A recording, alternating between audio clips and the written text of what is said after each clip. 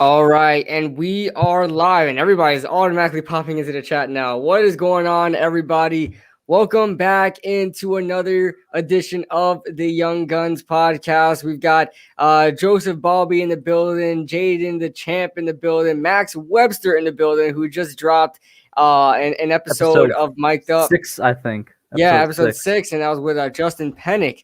And then what's going on, Benny, and what's going on, Logan? Welcome into another edition of the Young Guns podcast. This time we have a very, very special guest.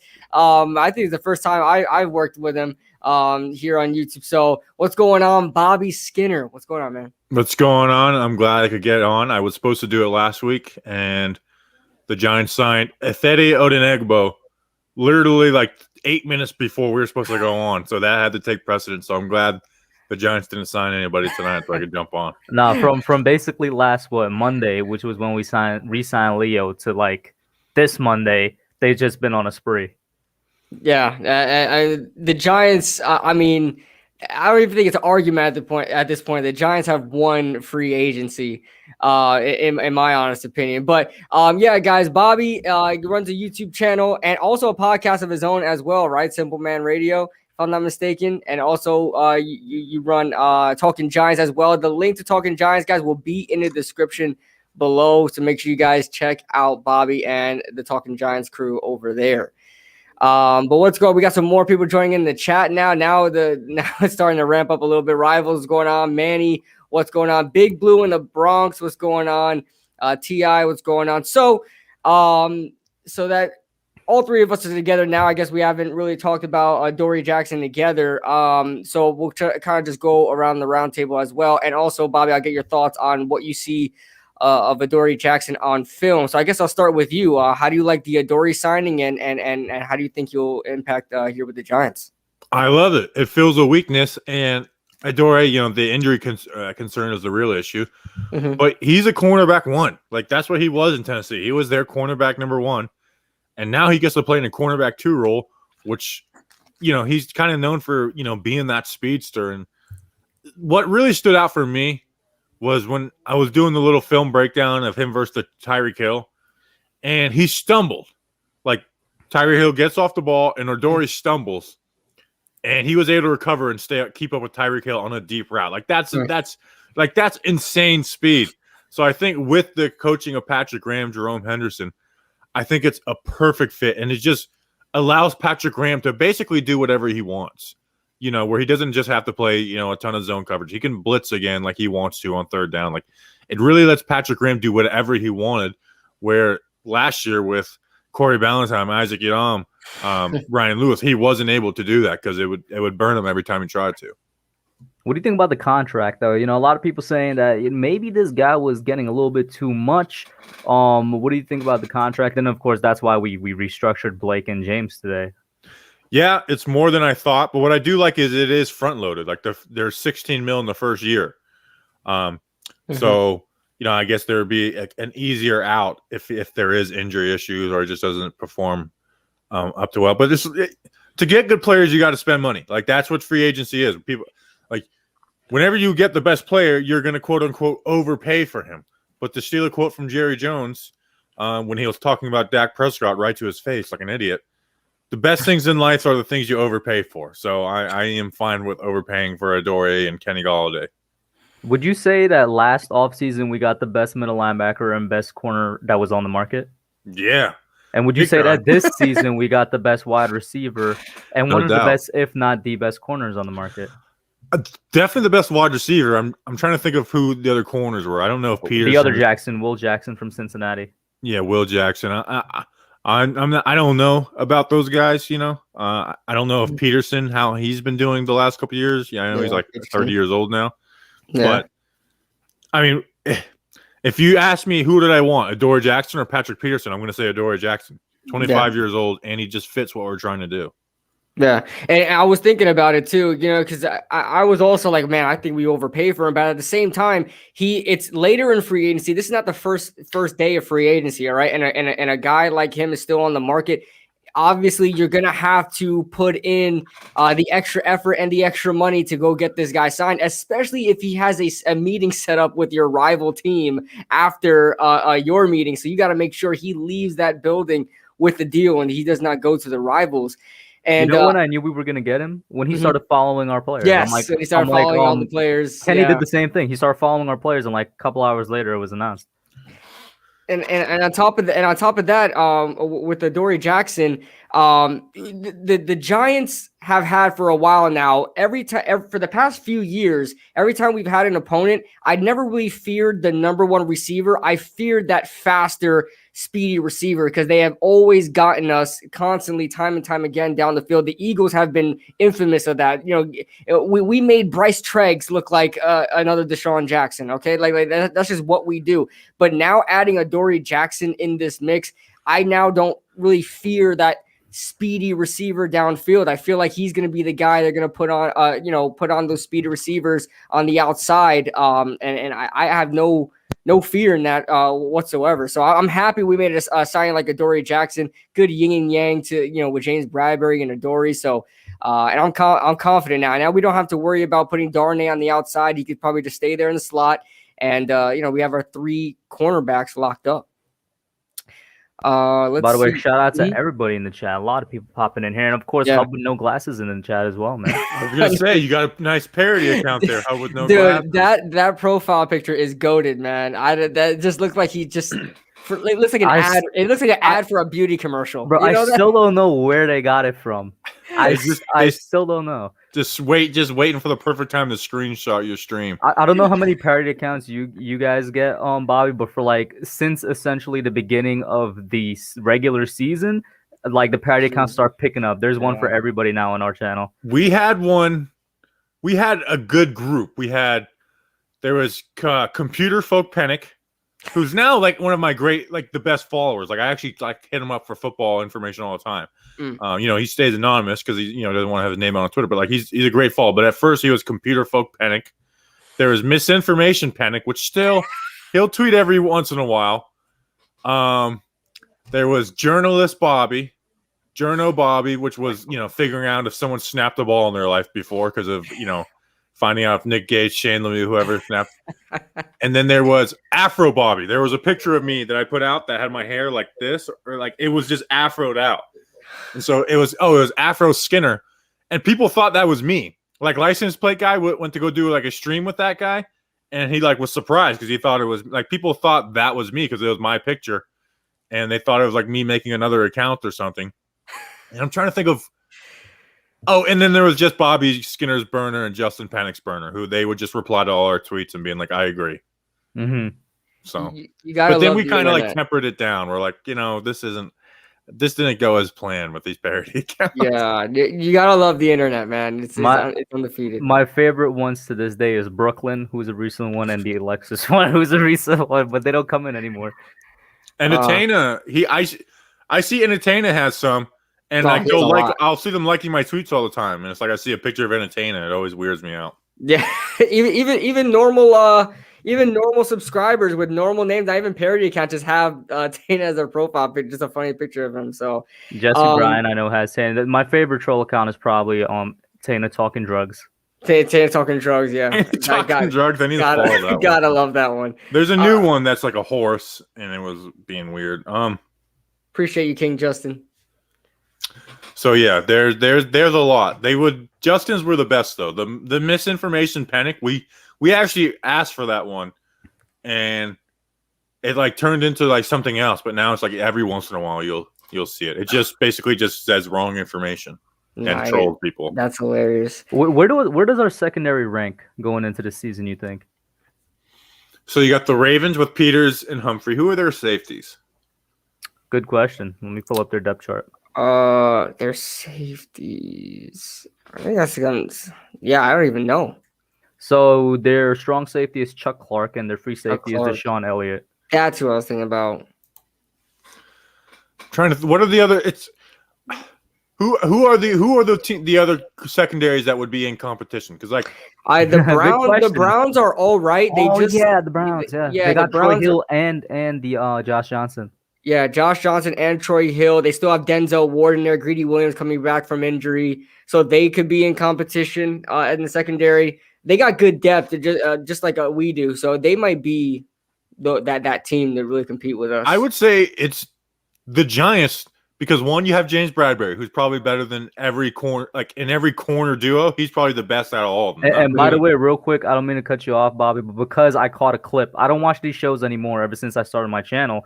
Because my channel is meant to be an alternative to shows like, an Undisputed and First Take. But I saw a clip from Undisputed, and Shannon Sharp was saying, I don't know why they're getting Adoree Jackson. He's not a number one. I'm like, did you forget we already have our number one or something, bro? Like, he's like, I don't know why they're doing this, man. He's not gonna be the number one there. I'm like, yes, that's the point. That's the point.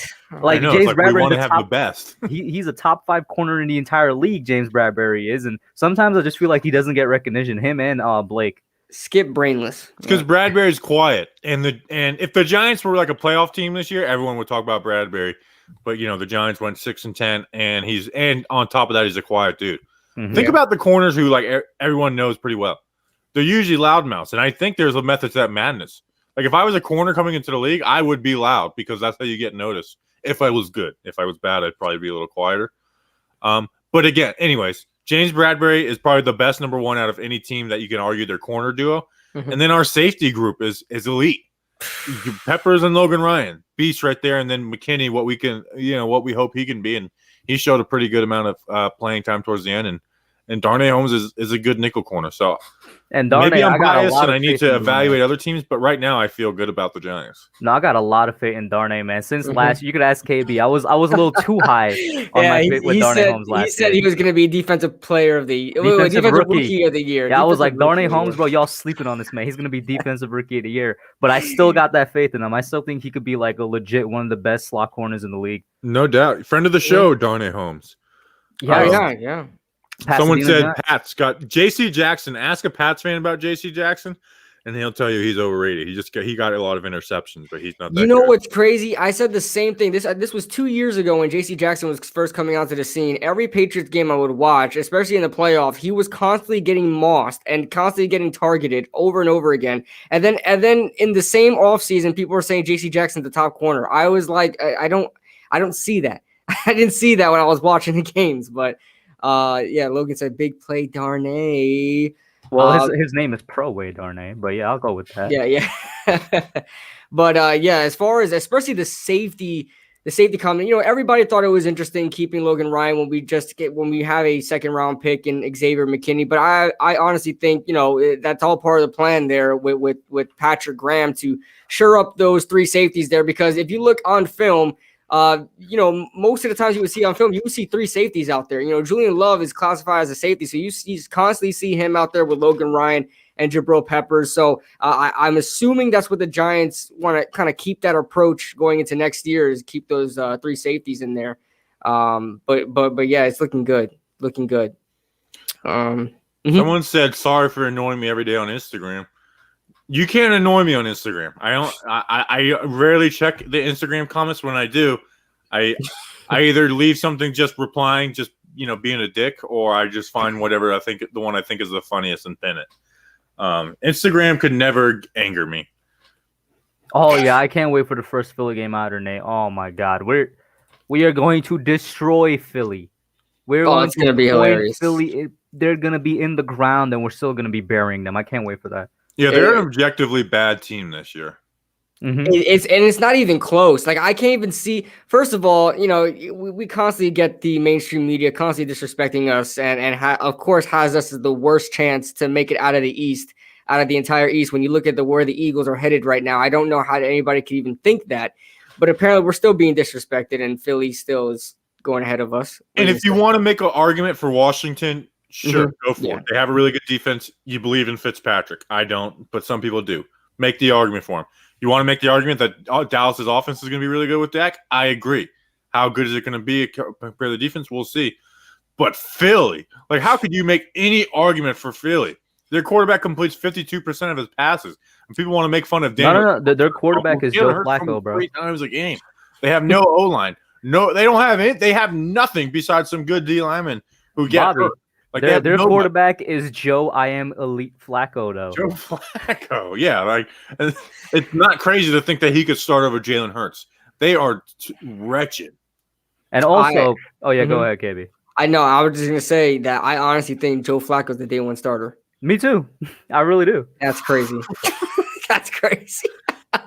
Yeah, I don't believe in Jalen Hurts, and I think that maybe they take a QB at 6. I don't think that's out of the question, bro. I think that they should. I mean, if they don't, and they are going to be a bad team this year, and they feel like they're going to be in the top 10 again, I guess. But I feel like this is not a bad year to take a QB at 6. Yeah, it depends who they. I mean, if they like someone, take them. But, yeah, they're horrible. Like they could be they could be the worst team in the league this year. Like especially we have no idea if their coach could be a train wreck. We don't. Their coach that couldn't explain himself in the first press conference. He was nervous. He was nervous. I felt bad for him. I do feel bad for him. It's the first time he's really. I never even heard of the guy until he got announced as head coach, and the same thing. His name sounds like he runs a deli. Yeah, Sirianni. Yeah. Yo, let me get a bacon, egg, and cheese, bro. Like, what are you doing as the head coach of a franchise? But yeah, I was gonna say I made kind of a hot take. I say a lot of hot takes, but one of them that is a bit more reasonable is that we have, in my opinion, a better overall defense than Washington now. What do you think?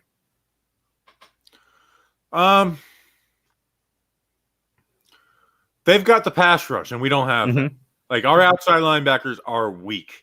Right now, our outside linebackers are Lorenzo Carter, who's coming off a torn ACL, Ocean Zimenez, who hasn't proven anything, and then the third best one is Ryan Anderson, who I kind of think sucks. Kyler Fackrell signed with the Chargers today. As soon as we signed Anderson, I was like, Fackrell's probably gone. Yeah, I mean, and I'm not mad at that. It's because when you get Kenny Galladay and Adoree Jackson, you're not going to be able to keep everybody. So you don't have that, but. I mean, they're the 9th ranked defense this year, and you would think that they get better with these new acquisitions. And before the draft, too. Yeah. And again, if we're before the draft, too. So they added – I think it's going to be really close. I think they're two top defenses in the league with the Giants and Washington. Their pass rush is real deal, and Chase Young got overhyped his rookie year, but I do think – year 2 he'll live up to the hype. He's gonna for sure improve, but that kind of on Slater will have 2 tackles that dominate Chase Young. Before we get into that, I was gonna ask you, do you think that Thomas can continue to dominate Chase Young in his second year? Because why not? In first year. Why not? Dominated him high school, dominated first year in the NFL. Why not? And he dominated high school, college, and NFL. Yeah, and college. College is just gonna get better. So I don't see why not. I love Andrew Thomas. Like I think Andrew Thomas is going to be awesome. I think he's already better than Jedrick Wills. Wirfs, I guess, is a beast, and then Becton. Becton actually played worse in the second half of the year compared to the first year. And I actually listened to Pat Flaherty, who the Giants hired. I was listening to him talk about those 4, and it made me feel good because he said like the exact same things I said about them all year. It's like, someone who's actually smart is agreeing with me. This feels cool. Yeah, the only tackle I got ahead of him from that class is Wirfs, and I still always say Wirfs had an easier time being a right tackle for Tom Brady than Thomas had being the left for Daniel Jones.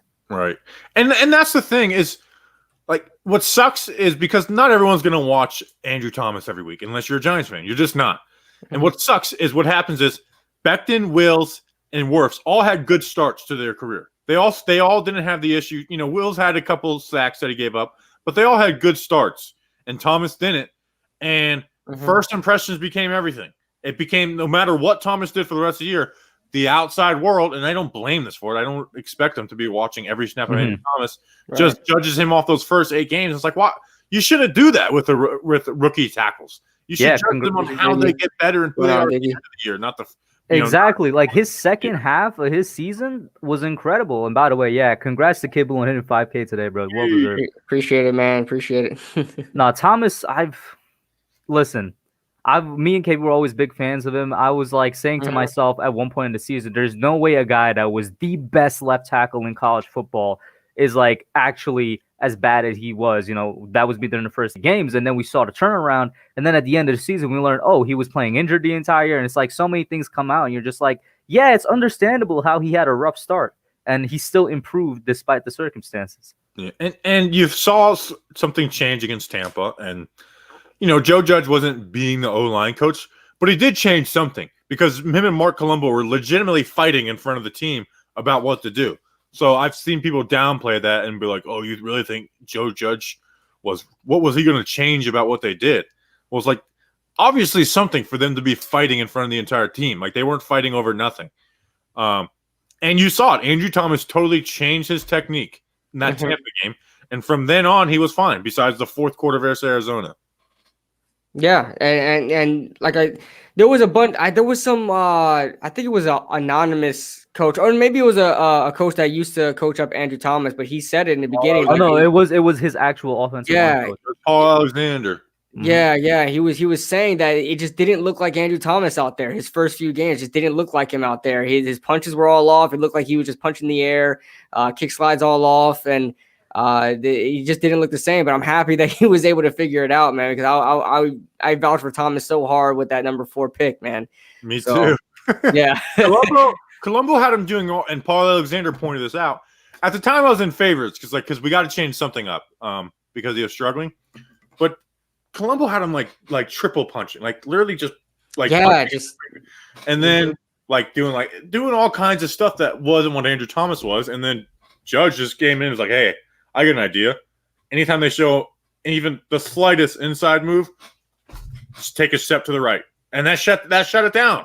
That shut it down from there on out, and that's Paul Alexander criticized it the week before. They had an 11-day break between Thursday Night Football from the Eagles to Monday Night Football with the Giants or with the Bucs. It was basically a bye week.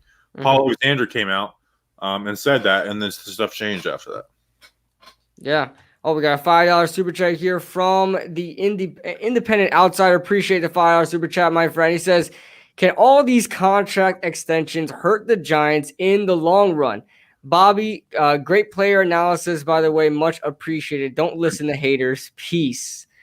Honestly, giving you a little motivational speech there, Bobby. But contract extensions hurting the Giants. I think it just means the contracts in general. I don't know about contract extensions, but I think it means contract in general, especially with the Giants, pretty much backloading all their contracts with the exception of Adoree Jackson. I'll probably go around the table here, but my quick thoughts on it is, with the expected cap to go up exponentially next year, I feel like the Giants will be okay. And on top of that, we're already projected a lot of cap space next season. A lot of contracts are up. So, I feel like we'll be fine in that department. Of course, I'm a little concerned, but I feel like if Dave Gettleman has done this for a reason, and so I'm just going to trust him in that. But Bobby, what do you think about the contracts? Yeah, they're spending next year's money, which is okay.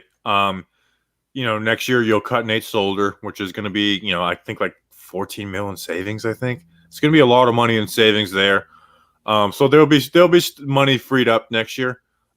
Still, you got to sign guys like Jabril Peppers, but extend Peppers. Do it now. Extend Pep next year. But hey, you could backload Pep's contract. So, I'm not saying they're going to go do the same thing they did this year in free agency next year. But I don't think they're in trouble because they've been doing it with good players like Bradbury, Martinez, and now Golladay and Jackson. Bless you. Go ahead. Yeah, no. To basically build off of what Bobby was saying is, I am now worried for two reasons. One, I think we've all witnessed this particular offseason that Kevin Abrams, he dabbles in black magic when it comes to the cap space. So, and he's a pretty good sorcerer as well. Like, he's created money from nowhere. So I'm going to trust that he could make some space for the future years. Like, this dude is actually, this should be illegal what he's doing, but I'm not mad at it. But also, like Bobby said, it's good players. One, and two, they're not long contracts, right? Right. As of right now, there's only 2 players on the roster that are signed on for 2023 or 2024. One out of the 2, right? And those 2 players are Andrew Thomas, because his rookie contract runs that long, and Kenny Golladay.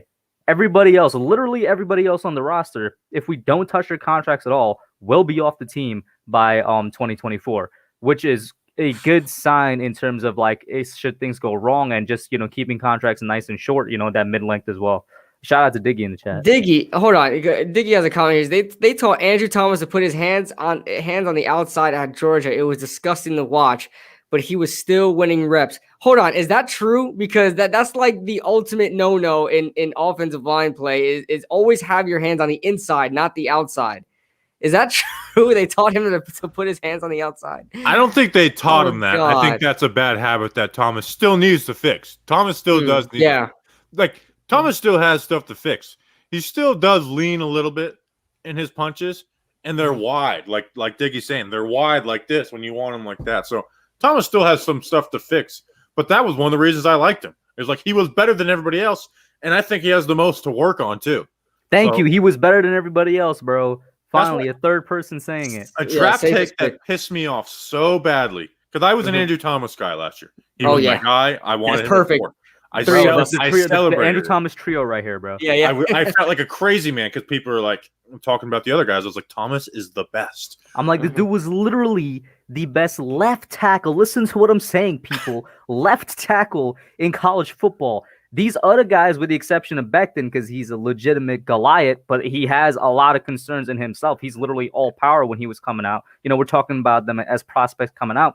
Thomas was the best, and I don't think it was close. I thought that Jedrick Wills would be a great right tackle at the NFL. That's exactly what he is right now. I never thought that he could really start on the left side. There was only one person I had confidence in to do that, and that was Thomas.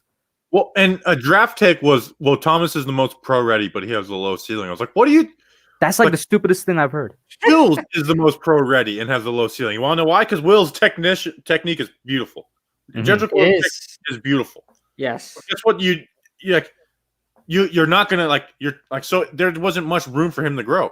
Thomas was better than Wills in the same conference, playing better against those guys on the left side, and he had more to work on. He's more athletic. And people are like, oh, they're 40 times. You really care about offensive 40 times? An offensive tackle's 40 times. You know what time they do care about? Their 20-yard shuttle. Why? Because short area speed. 5 yards, 10 yards, 5 yards. That's what you look for in a tackle. And Andrew Thomas had the best. He had the second best out of the whole combine, the best out of the big four. So he's more athletic than them. Who had the best, by the way? He's stronger than he was good through the run game all year. Even through his struggles, he was always good in the run game. So, but he had things to work on. His punch, his leaning, his feet would get crossed up at times. So it's like he had the most to work on, I felt like. You think he had more to work on than say Becton? That being said, I do think Becton is going to be if Becton could stay healthy, I think he's going to be. Bobby, do you think he had more to work on coming out than Becton did? I would say Becton had the most to work on. Thomas was probably second. Well, looking back at it now, I would say Becton. We just didn't know if that was going to translate to the NFL, like bullying people like that, because and it does. Like I've never seen an NFL player do the things that Becton does. Like he throws around NFL defensive ends like he's playing against children. So I think I just underestimated what Becton could do at the NFL level. I didn't think that would all translate. Becton still has some issues. He'll give up a sack and let guys around the edge.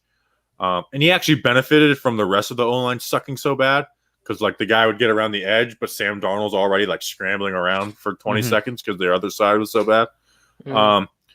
But I'll say Thomas had the most to work on, but looking back, I underestimated Becton. KB, do you have another question on Thomas? Because I got a question about another guy on the line. About Thomas, no. I think we all pretty much feel the same about him. I feel like he's set to have a better year this year, hopefully. But now my question is about another guy that me and KB like. I'm not sure if I ever got your complete take on him. Yeah. Matt Peart. How do you feel about Matt Peart? Yeah. What do you think he needs to do for him if you don't have confidence in him right now for you to gain confidence in him and all that situation right there? I'm bipolar on Peart because I love him. I think he has all the tools to be it. But you're putting a lot of faith in a dude who hasn't shown it yet. He hasn't shown it yet. And it sucks we couldn't get a full game out of him in 2020. Right. I feel like we would have found out a lot. Now, they watch him in practice every day. But from the outside looking in, it sucks that we couldn't see a full game on him to see what we think about him. Because a lot of the stuff he wasn't good at didn't get taken advantage of because he wasn't really game planned against because he was never the starter. Or the one game he did start was because Thomas was suspended for a quarter. Right. So the stuff he needs to fix is very fixable. Like it's very like it's basically not opening up and letting the edge get you and punching. Like Thomas over punches, Peart doesn't punch at all. Peart has the size, but he doesn't have the dog in him. The gentle giant is what he is. You know? Yeah, he's a basketball player. So I love Peart. I would hate to give up on Peart, but I think I'm at a point now where I would draft a tackle. Really? Sorry. That's the NFL, man. I'm sorry. It's been 1 year. It's not because I want to give up on Peart. It's because everything else is ready to roll right now in this offense. Mm-hmm. Everything else. You got the wide receivers, you got the running back, you got tight ends. We'll see how how good they are, but you got them. Andrew Thomas, you feel good about. Nick Gates. I like Hernandez. I'm fine with Hernandez starting. I really think COVID affected him more than people realized with Hernandez. I said I really think COVID affected Hernandez more than people would realize. I think his draft position affected him more than anybody because he was brought in to be the all-pro Pro Bowl guard, and he's not that. But I do think he's a good guard. So I'm fine with Will. I'm comfortable with Andrew Thomas, Will Hernandez, and Nick Gates starting. I'm not comfortable with Shane Lemieux or Matt Peart. Now maybe Peart picks it up and figures it out, but you're putting a lot of hope into that one spot. So, question says that you just said that the two question marks there are pretty much the right side and Lemieux there. So, what would you do? I mean, if you had to guess, who would you rather throw out there day one, Matt Peart or Shane Lemieux? You probably say Matt Peart, right? Tackle's a lot more important. Right. But yeah, Peart is a guy I have more hope in as being a good player going forward than I do Lemieux. So what would you say if we drafted Rashawn Slater and kicked him inside to guard and we had Peart out there at tackle? What would you say about that? At first, I totally shot down that idea. Like, that's a dumb idea. Of like, why would you Slater would be a better tackle than Peart? Why would you do that? But the more I think about it, the more I get in, I think Zach I might Martin. Be cool with it. Like, Zach Martin, bro. People talk about, hey, I'd rather have the inside guys be okay because if my tackles suck, at least I could step up in the pocket. And that was a lot of time the issue. Like with Peart, one thing Peart will do is if your guards and center are good, then Peart's the perfect tackle because he's never going to get beat inside. It's going to be around the edge, so you can step up in the pocket. So I would think about it. I would go into camp with a very open mind. Right. And see how Peart looks. And if Peart looks bad, like, sorry, dude, we're Slater. Get ready for right tackle. Yeah. So I would tell Slater in the offseason, train for both of these and train hard because you're going to be key for one of these spots. Because my thought process here is, although Slater is a tackle, probably would be best at tackle. If you look at the upside of the guys in Shane Lemieux and Matt Peart, like you said, you just have more faith in Matt Peart, and you would have more faith that he would develop, with a full season under his belt in 2021, rather than Shane Lemieux would be. So if we were to draft Rashawn Slater, putting him on the inside, and then letting Matt Peart be on the outside at tackle and letting him develop there at tackle, I think would be a good move. But you're absolutely right; it would be hard to get past that step of why would we put Rashawn Slater on the inside when he's much better at tackle? So there's always that to it. But Hub, did you want to say something? No. With the whole thing with Peart and Slater, it leads into more draft questions. I know we're kind of keeping it O-line for this section because Bobby's kind of the O-line expert. Yeah. I think we just started randomly talking about O-line, and it hasn't stopped since. Yeah. No, me and KB were planning. We're gonna definitely have to get into O-line at some point. Yeah, I love the O-line. Yeah, so. He loves the O-line, and you're kind of the master at that with the whole Giants community. So we're gonna have to get into it at some point. Which, you know what? Make fun of KB for Nick Gates. Okay, yeah, that's another thing I wanted to get into was Nick Gates. How do you feel about Nick Gates at each position? I mean, I like him at center. I like him at guard. I just hated him at tackle. I saw nothing that was good. I thought his kick slides were all off. I thought he kind of clacked his feet together and couldn't handle the speed rush. But I thought he was fantastic on the inside, but everybody kills me for it. What do you think about Nick Gates? In 2019 at tackle? Huh? Who do you rank 2019 performance at tackle? Nate Solder, Mike Remmers, Nick Gates. Remmers. See, I understand where you're going with this one. I'm not a Remmers hater. Yeah. I understand where you're going with this one. We had to put out Nick Gates out there because of injury, which I don't really mind. But the madness that everybody thought that Nick Gates was fantastic at tackle really, boggles me a little bit. I thought he's fantastic at guard in his time at guard. He played at guard versus Miami, and I believe against the Eagles too at one point. I love those. He played tackle versus the Jets, guard versus Miami. Right. Came in relief for Remmers at Washington week 16, and then week 17 right tackle versus the Eagles. Yeah, okay. So, but his time at guard, especially against Miami, him throwing around Christian Wilkins and able to handle the bull rush. I loved him on the inside. I thought he would be perfect there. But a lot of people loved him at tackle. Do you love him at tackle? That's my only question. Like, I think we agree with him on the inside, but did you like him at tackle, especially in that Jets game?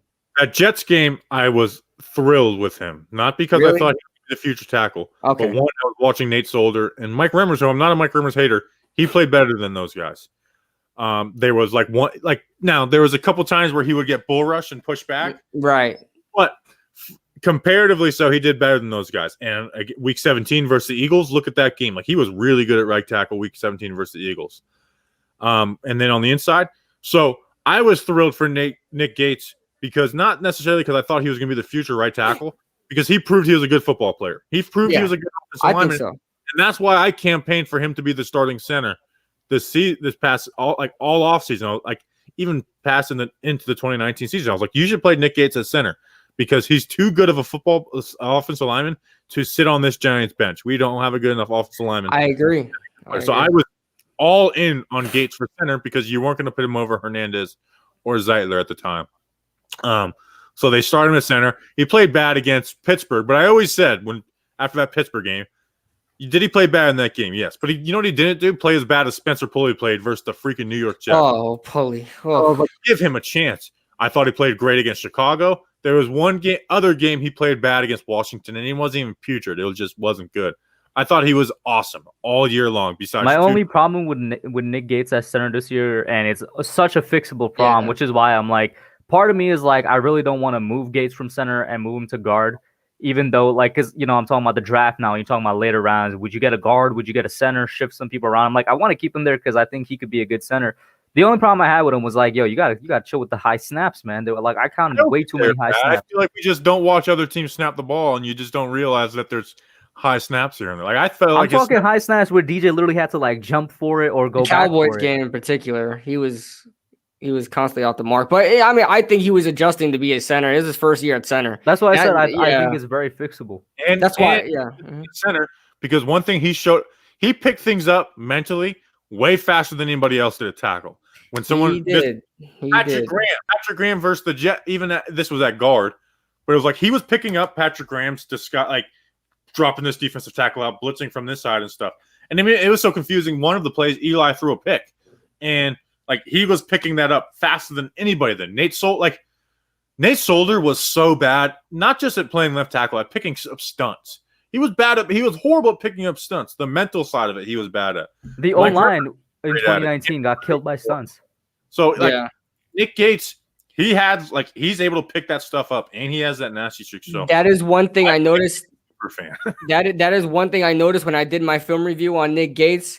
And that was the one thing I really focused on too. His awareness was absolutely insane. Like, whether he was at tackle or guard, he was constantly, if he had nobody on him, he would constantly be making sure nobody else was coming on the inside, outside, helping out around. His awareness was absolutely insane. That means his football IQ is up there. And that's something I have to applaud Nick Gates. He definitely has a spot on this team, man. And I'm happy for him. I'm glad I came around to Nick Gates, especially when I did my film review. I really liked him more and more. I didn't know who you were, and I know you're not supposed to say this stuff and share this stuff, but Nick Gates' brother, he's like, I like your stuff. He's like, I hate that Kid Blue kid, though. So that's how I found out about Kid Blue, was Nick Gates' brother saying he hated you. Oh, Nick Gates' brother hates me?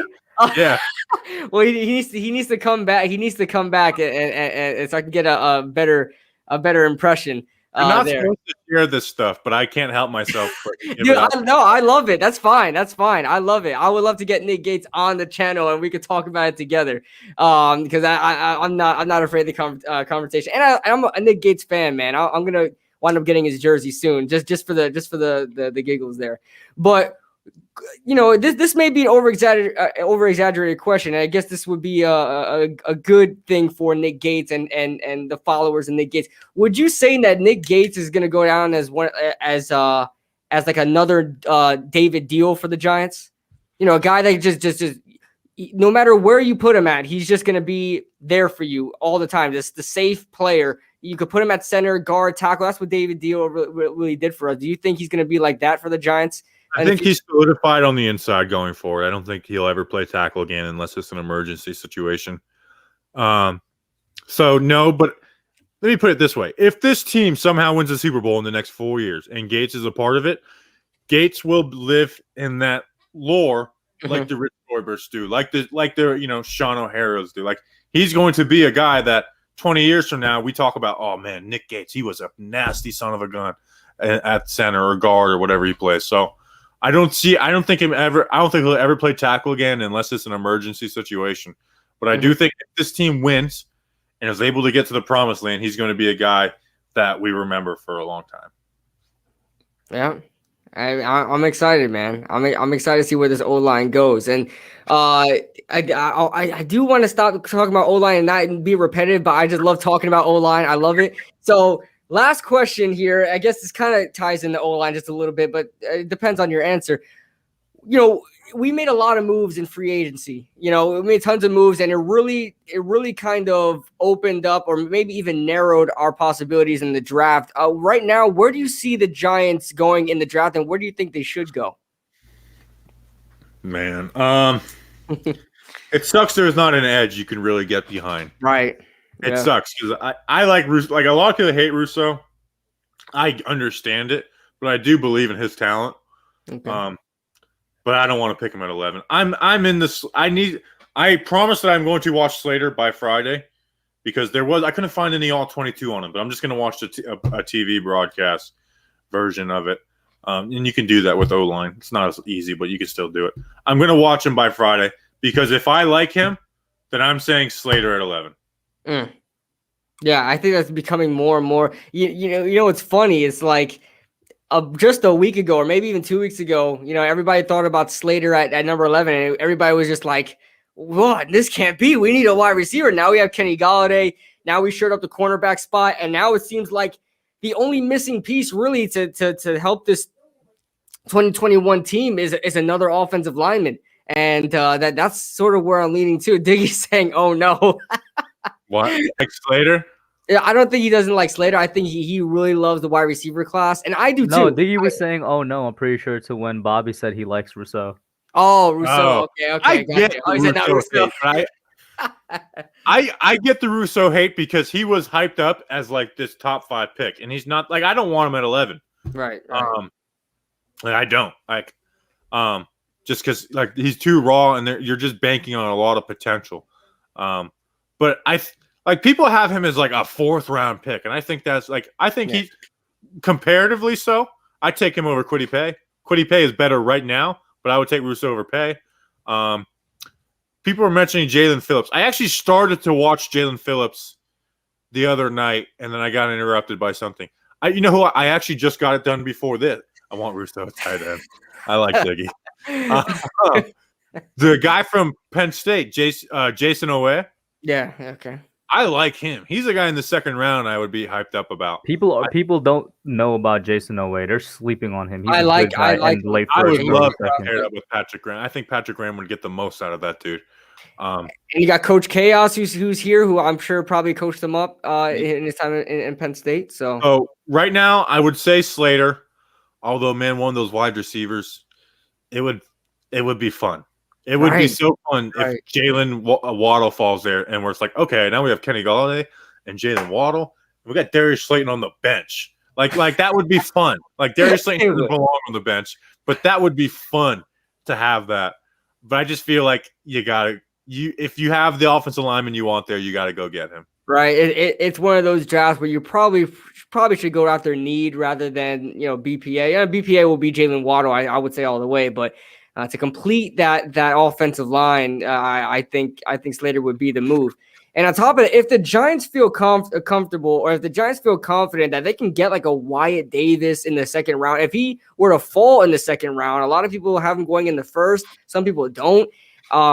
If the Giants feel confident, around the grapevine, they hear Wyatt Davis is not that, sought after, they might just go, wide receiver in the first round and get one of those top-notch wide receivers, and then go Wyatt Davis in the second round. There's a bunch of possibilities in this draft that they can go. How about this? Tackle round 1, guard round 2. That would be. I could see why people would get upset at that. I wouldn't actually be upset at that. I wouldn't. What the Cowboys did. Build your O-line. Right. I wouldn't go wrong investing in the offensive line. I wouldn't be upset at that. Of course, there's always that. In the back of my mind, I want the sexy pick, but at the same time, I know it's not always the right way to go. I want that wide receiver. I want that flashy player. But, just especially as Giants fans, we know how important it is to have a good offensive lineman, especially knowing how to draft an offensive lineman. We've constantly struck out with some offensive linemen. So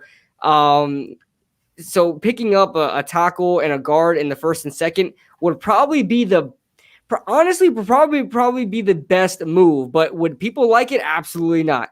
Well, people they wouldn't like it because they want a wide receiver, they want the flashy player, they probably even want another corner or a linebacker, whatever the case may be. It probably may be the right move. What do you think, Kush? On 2 O linemen, basically the first 2 rounds. Yeah. I mean, that would probably be one of the better ways to go about the draft. I mean, not much to cover there, whether it's Slater you go first or another tackle somehow, maybe Darisaw at 11, which I wouldn't be completely opposed to, because I really do think Slater is going to go in the top 10. Don't say obviously that, it all depends on if Sewell goes before Cincinnati. If Sewell goes before Cincinnati, Slater is gone. He's not making it to us. If he doesn't, and for some reason he lasts to Cincinnati, then there's a high chance he does make it to us. And I'm all down for that. Like, I put out a video today literally called "Where do the Giants go at pick 11?" I listed from most likely to least likely the positions and players we could go. Most likely for me was offensive line in the first round, with Slater and Vera Tucker being the 2 guys that I think the Giants are looking at. I think people are sleeping on Darisaw as well, though. Darisaw would be a good pick at 11. And then, after that, I had wide receivers still think, because I've always been a guy that I labeled it as overkill, mostly because people look at it as overkill. I think that if we get a wide receiver in the first round, it's not the quote-unquote overkill. I think it's just shoring up your wide receiving core, having a great wide receiving core. And we also need to realize, I love Kenny Golladay. Availability is the best ability. I think he's going to be healthy, but you kind of need an insurance policy just in case he goes out again, in my opinion. And one of those guys that's going to be there at 11 is going to be a legit number 1 receiver at some point in their career in the NFL. So I got faith in them coming in and fulfilling that spot.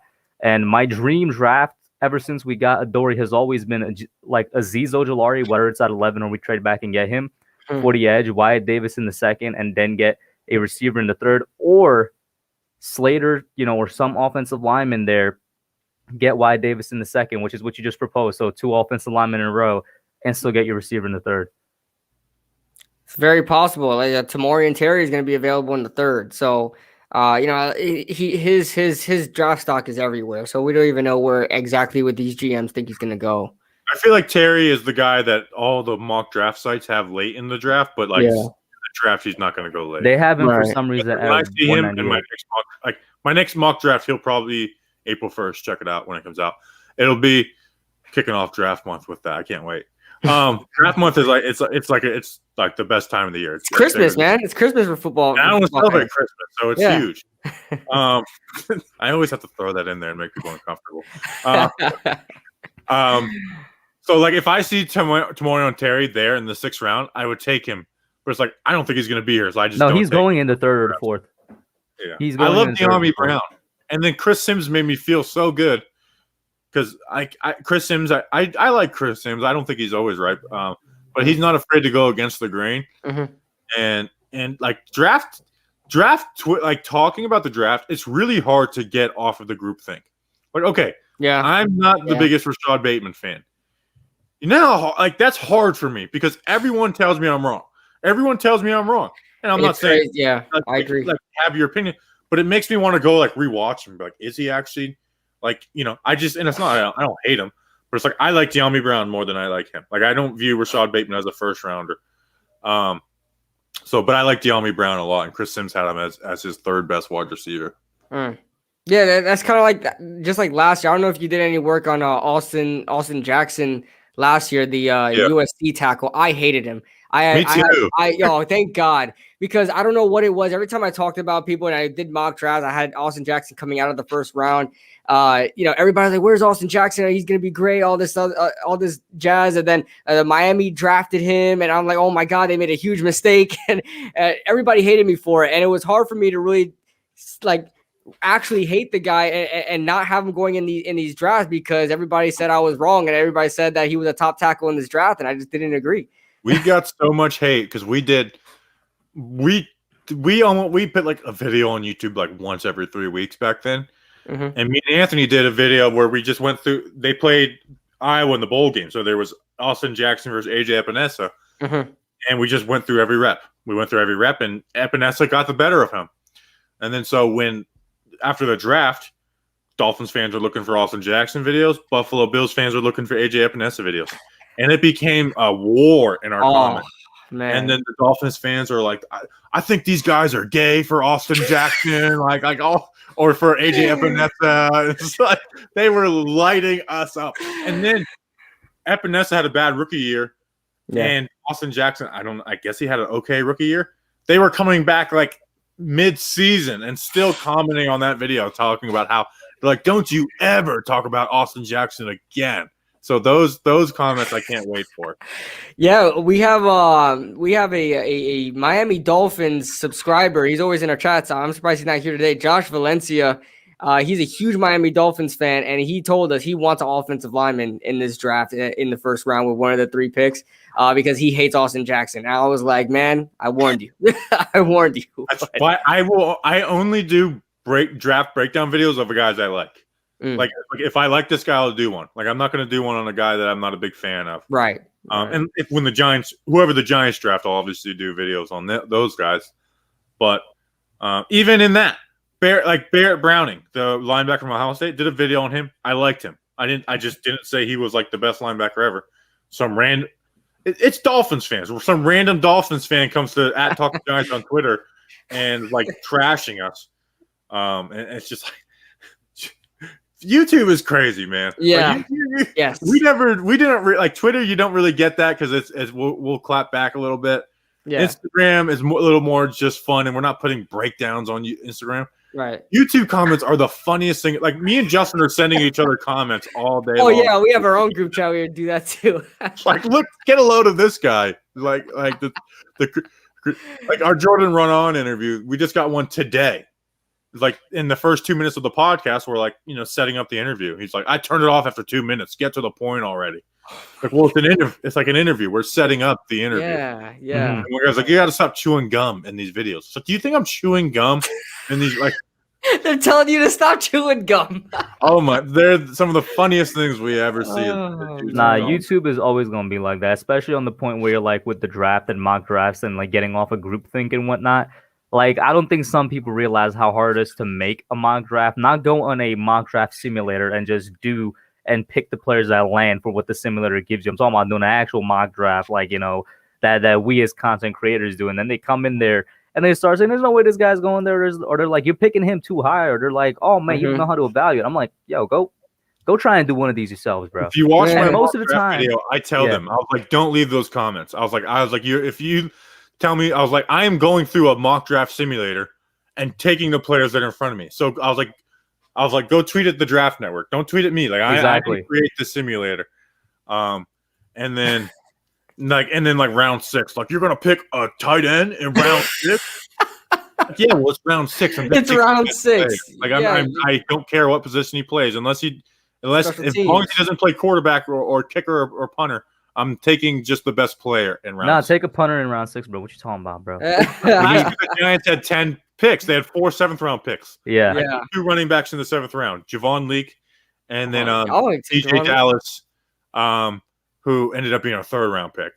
And people are like, why would they draft 2 running backs? I was like, well, because they just think they think they're both good, and they're going to give, like the 7th round, you're not filling your roster out with 7th round. Exactly. And be good. And look what they did. They took 3 linebackers. Yeah. 3 linebackers. So it's like, and people are like, oh, they're going to trade back. They have 10 picks. They're going to trade. They didn't trade. And they're not going to do the trade that you do. Like, even if they trade, they're not going to do the trade that you made up. So yeah, I don't know if you guys do trades in your mocks. Hub, I don't.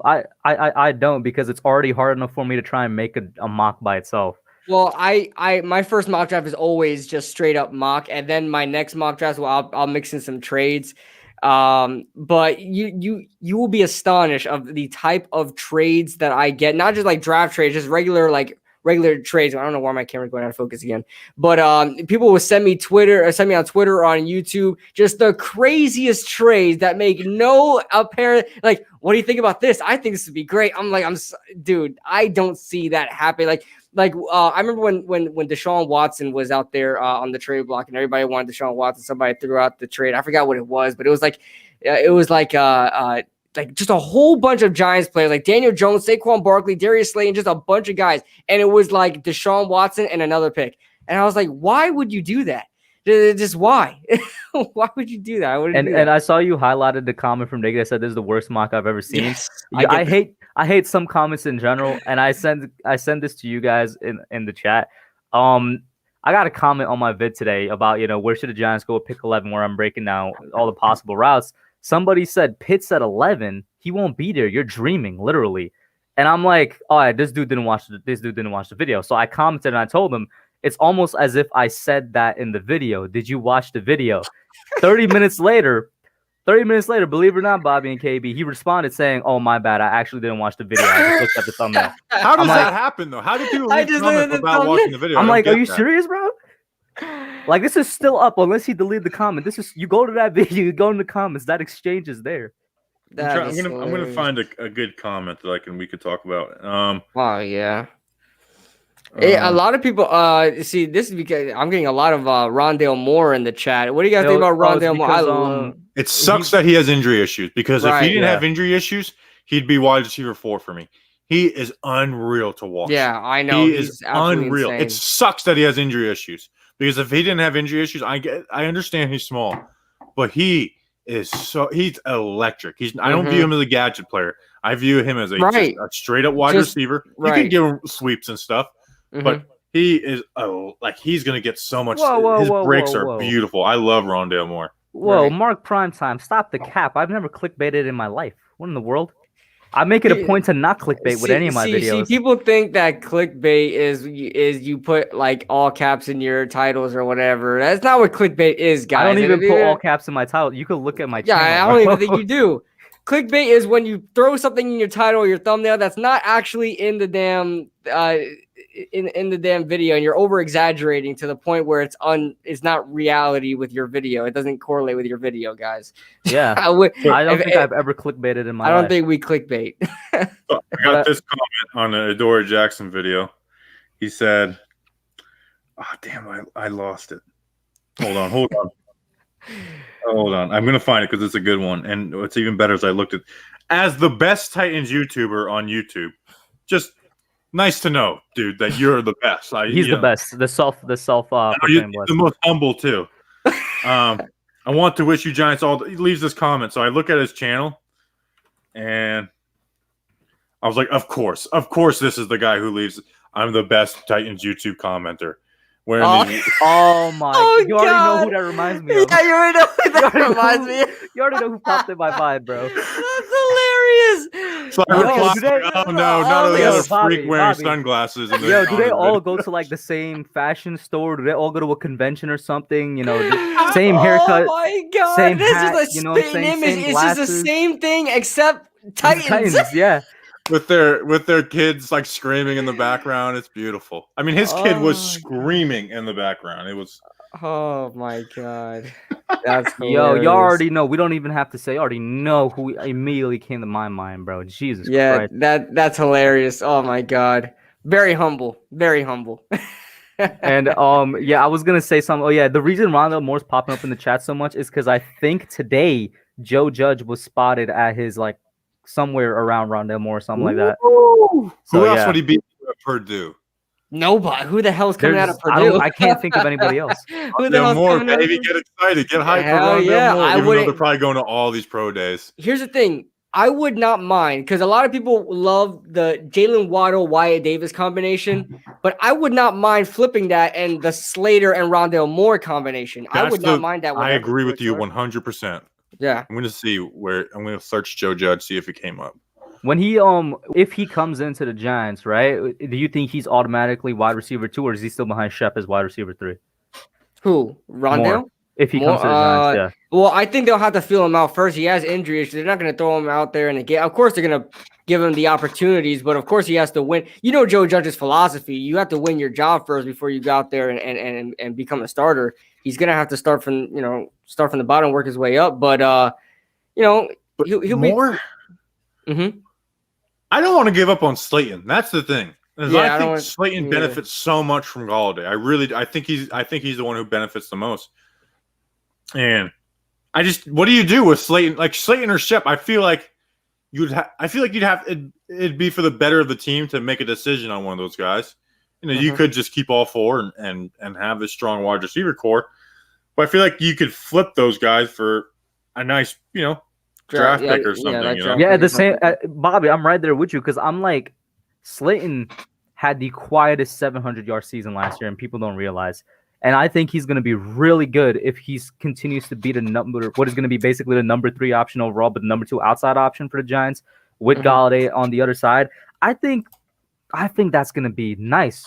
But at the same time, I say to myself, I'm not opposed to getting another receiver in the draft, and one of them would have to go, right? And that's what it comes down to. Like, do you give up on Shep, who what you're going to get out of Shep week in, week out, but there's also his concussion issues, and really, that's about it. My only issue with Shep is, his concussion things. Or do you continue with Slayton, who could be a good number 2 wide receiver? Yeah, that's a good question. If it's more, I would rather stay with Slayton over Shep. I think they should invest more in Slayton. I like Slayton. I know people are down on him, but him being wide receiver 1, in Jason Garrett's system, nonetheless, was not good for him. Like, look at what he did with Shermer, and wasn't like he got some wide receiver 1 coverage, but he didn't get it right away, and he looked good. And there's a connection there with Daniel Jones. And I just think Kenny Galladay is really going to bring out the best in Slayton and Jones. Everyone knows I'm not a fan of Jason Garrett, and we've went extensively into why not just like the offense isn't good, don't like Garrett. Like I understand it's more nuanced than that. We have went into millions of reasons why we don't think he's a guy. But at the end of the day, I always tell myself these football coaches, they're not morons, Like Jason Garrett's not a total idiot. Like he looks at this past year and realizes that he has to be better. So it's like, what does he do different to, get the best out of this offense? And I do think Galladay will open him up a little bit too. So I just think Slayton is going to benefit a lot from having Galladay on the field. Yeah, and I think if we draft a guy like Rondale Moore, it would be nice to keep all those guys. Just don't see us actually doing that. Just have 4 weapons.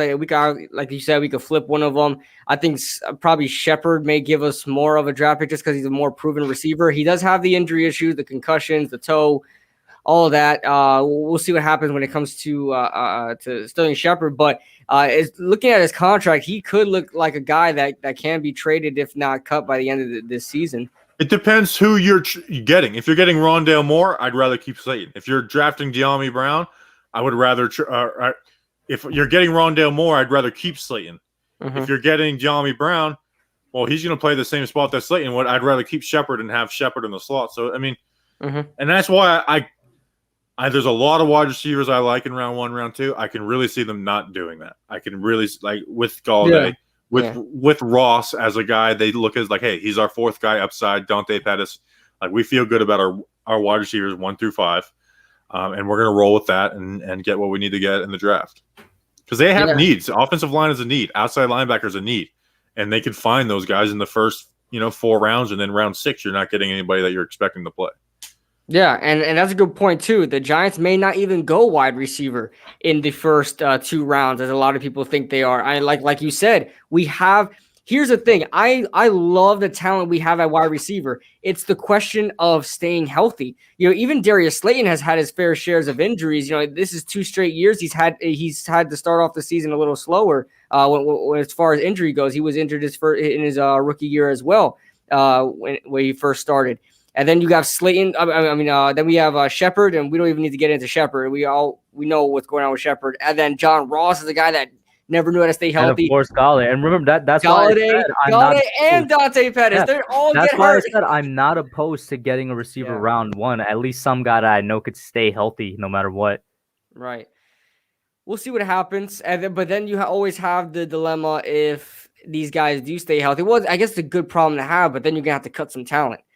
John Ross may be a guy that you cut, So yeah, I got no expectations for Ross, though. Yeah, like Justin was saying, and I'm throwing Justin under the bus. Nice guy, Bobby. But Justin's like, do you think Ross makes Slayton expendable? And I was like, no. Do not put those expectations on. I love the Ross signing. There's no downside to it. And the upside is huge. He could be a huge, big play machine. I mean, he burns dudes. But his drops make Evan Ingram look like Kyle Rudolph. His drops are so bad, and he has injury issues. So I am – anything that John Ross gives to me is a thumbs up because I'm not putting expectations on him. Yeah. Basically, yeah. I agree. And so if he worked out, he works out. Like, I really equate John Ross to like Corey Coleman and his signing. We tried something out there with a former wide receiver bust that has injury issues and drop issues as well, and it didn't work out. So I have no expectation for John Ross. I just hope he winds up being better than what Corey Coleman was. I think Corey Coleman, if he would have stood healthy, we wouldn't have needed to get John Ross in here. If Corey Coleman would have stood healthy and he was playing fine, we wouldn't have need to bring in maybe a Ross or a Pettis. But I don't know. We'll see what happens there. With a better OC, I feel good about Ross and Pettis. Yeah, Diggy. I think we would all agree to that. It's just the problem is of them staying on the field. That's just really what it is staying on the field, and Ross catching the ball. Talking football in the chat. Who's that? I don't know. Oh, wow. Is that our NFL channel? How about that? Who's commenting? You have a competitor here? No, that's our channel. We haven't used it correctly yet, but it's something we want to build. Gotcha, that must be Justin on there or Danny. It's probably Danny King. Danny King might be he's a kind of a troll. Who has better hair, Bobby or Trevor? Trevor. Who's Trevor? Trevor Lawrence. Oh, Trevor Lawrence. Mine's in that stage right now where it's long, but it's not long enough to go behind my back, so it's curling and it looks horrible. So right now, like I'm doing when I'm outside, like if I'm doing some work outside, I'm doing the hairband now. Yeah. But this is probably the longest it's ever gotten in my life. Are you gonna let it grow out more? Yeah, I might as well. I used to be I worked outside all the time and it was just unbearable, especially in the Florida sun.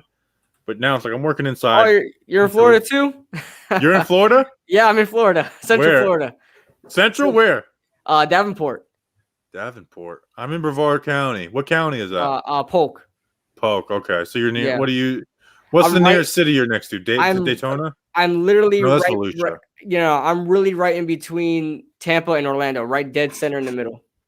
Oh, so you're like actually Central Florida, where I'm like the East Coast of Florida. Yeah.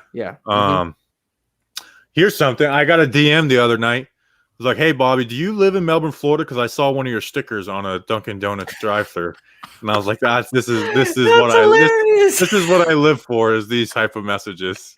That's hilarious, man. Which, by the way, you guys both got to send me your address. I need to send you the sticker collection. Hell yeah. I got the new Trailer Park Boys ones earlier this week, and we got a new. Have you ever guys watched The Big Lebowski? You guys are. See, I got a bunch of crap for not watching it, but you guys are young guys. I thought it was a pretty good movie, and so I got this sticker. It's actually coming tomorrow, and then I'm going to put them up. I got.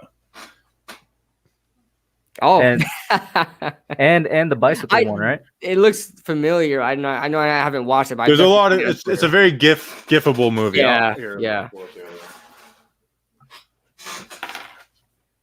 Trevor was on the COVID list because he broke quarantine to go to the salon. Bro, when you got hair like that, you got to. Wait, is that true? Is that true? My man went to go to the salon. If that's true, you gotta take care of the hair, man. He's I getting draft, understand. dude. He's getting draft ready. You saw what the draft is gonna be looking like. Exactly. By the way, on an unrelated note, I'm very happy that Kyle Rudolph showed up in a suit for his signing day and for the meeting. Like everybody else pulled up in like a hoodie, sweats. Kyle Rudolph out here being the consummate professional, and it was a nice suit too, man. Dude, you know what I'm saying? That reminds my first job. I was at a restaurant called Crispers, and I came Crispers? Crispers. They just opened one up by us, and every time I see it, I just want to call it Crispers. They opened one, really? Oh damn! I thought they were shutting down, but yeah, I showed up there to the interview in a whole suit and everything for a fast food job. So yeah, I feel Kyle Rudolph on that one. Like you guys wore tuxedos to a job that asked you to clean bathrooms. Yeah. What'd you do? Were you the dishwasher? But I started off as a salad guy, and then I started to learn everything. And right when I was gonna be promoted to assistant manager, they shut down my brand. They shut down that Crispers. Yeah. Hey, but it's okay because then I joined the post office and life is good. So I guess you got post office is where it's at, bro. You guys haven't made the shade. So there, I met this guy who does he does the post office. You guys get paid overtime daily. So you could not even work 40 hours in a week, but if you work 12 hours in one day, you get 4 hours of overtime for that day. You guys have it hooked up. Yeah, man. Well, I love what I do, man. Love what I do. I love doing pools. That post office would have been a job I would have quit it for, though. Oh hell yeah, man! It's just such an easy job to get into. Well, it's not easy to get into, but once you're in it, it becomes easy and it's good. The money's good. Government benefits too. Hell yeah! Oh yeah, man. Max Webster with a $2 super chat says, "You're my guys, Hub, KB, and Bobby. Let's go, all love." First of all, that was a disrespectful year. You said you're. What was that? There's only 2 R's in there, dude. All right, and are you not a New Yorker? At heart, and R3 every dollar. There you go. So Max, you guys mentioned he did the video with Justin earlier. Yeah. And this is a great transition to talking about stickers, which is like taking over my life. He's like, what besides your wallet and your phone is a must carry every time you leave the house? And I had this sad realization that every time I leave the house, I grab stickers and put them in my shirt pocket every time I leave the house. I do it now. So I'm addicted. So you got the main one, obviously. Mm-hmm. This one's new, which we're actually going to do. If you guys don't know the Zonas Gigantes, guys, we're going to do a giveaway of stickers and shirts. They're going to do a stream on our channel on Friday in only Spanish. Hablando Gigantes. That's hilarious. This is maybe my favorite one, the Talking Giants. That was the initial Talking Giants versus the World sticker. That's hilarious. Then we had some listener submissions. So these ones aren't great because I got them as like still shots from the movie, so they're a little dark. But have you guys seen Dumb and Dumber? Yeah. Okay, I'm glad you guys said yes on that one. So when the guy's like passed out after taking the rat poison, it's them pointing and laughing, Talking Giants versus the World. With the suits, Talking Giants versus the World. Oh man. And then, did you guys listen to Talking Giants when I told the Little Caesars story? No. People loved it, and then so that Talking Giants versus the World. And then this is my all-time favorite, and this was the first sticker we ever made that wasn't just a Talking Giants sticker, which is this one. But I have them in this size. We have them in this size, and I first got these, and I was like, oh, they're too small. So instead of just doing the surface area times 3, I did the length times 3 and the width times 3. So now I have like 5 left, and I gave the rest out of stickers that are like this big. Like, you see it back up there. It's like half of that. Yeah, and they're monstrous, and I have one on the back of my truck. So that's my favorite one because that was the original. So soon we'll see all the Giants fans with the stickers on the back of their bumper. Oh, I can't wait. I mean, it's been all over the place, bro. It's been on like stop signs and everything. Oh, I had a realization with the listeners the other night. I was like, because I'm stepping up my This is how I get myself in trouble. I still do a couple side pools, and this is gonna make people unsubscribe from me, but I don't care. Diggy says Rookie is the GOAT. Ricky is the GOAT. One of my customers' house burnt down like 3 months ago. When it burnt down like 3 months ago. Sad, they're okay and everything. So the other day when I was there, nobody home, and they're getting ready to like demo the house. So I took a sticker, went out back through the back, and like the windows are like broken out because of the fire, and reached in and put a sticker on something in the house that's burnt down. God! And I wanted to post it and be like, one of our listeners sent this and their house burnt down, but this is the only thing that survived. But it was the first thing that I ever did. Where I was like, I can't post this. You were like, nah, I'm a terrible person. I can't do this. Man. Here's the reason why I couldn't post it. Not because it's because people would have been sad and people would have wanted to help out. I know our listeners, They would have been like, hey, let us help out your friend.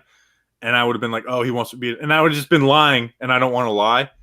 Or two, if that somehow got back to that family, yeah, that would be bad. That would just be really bad. I don't know what it is about Floridians, but I just flashed a picture real quick where people can't screenshot this. They'll find a way, but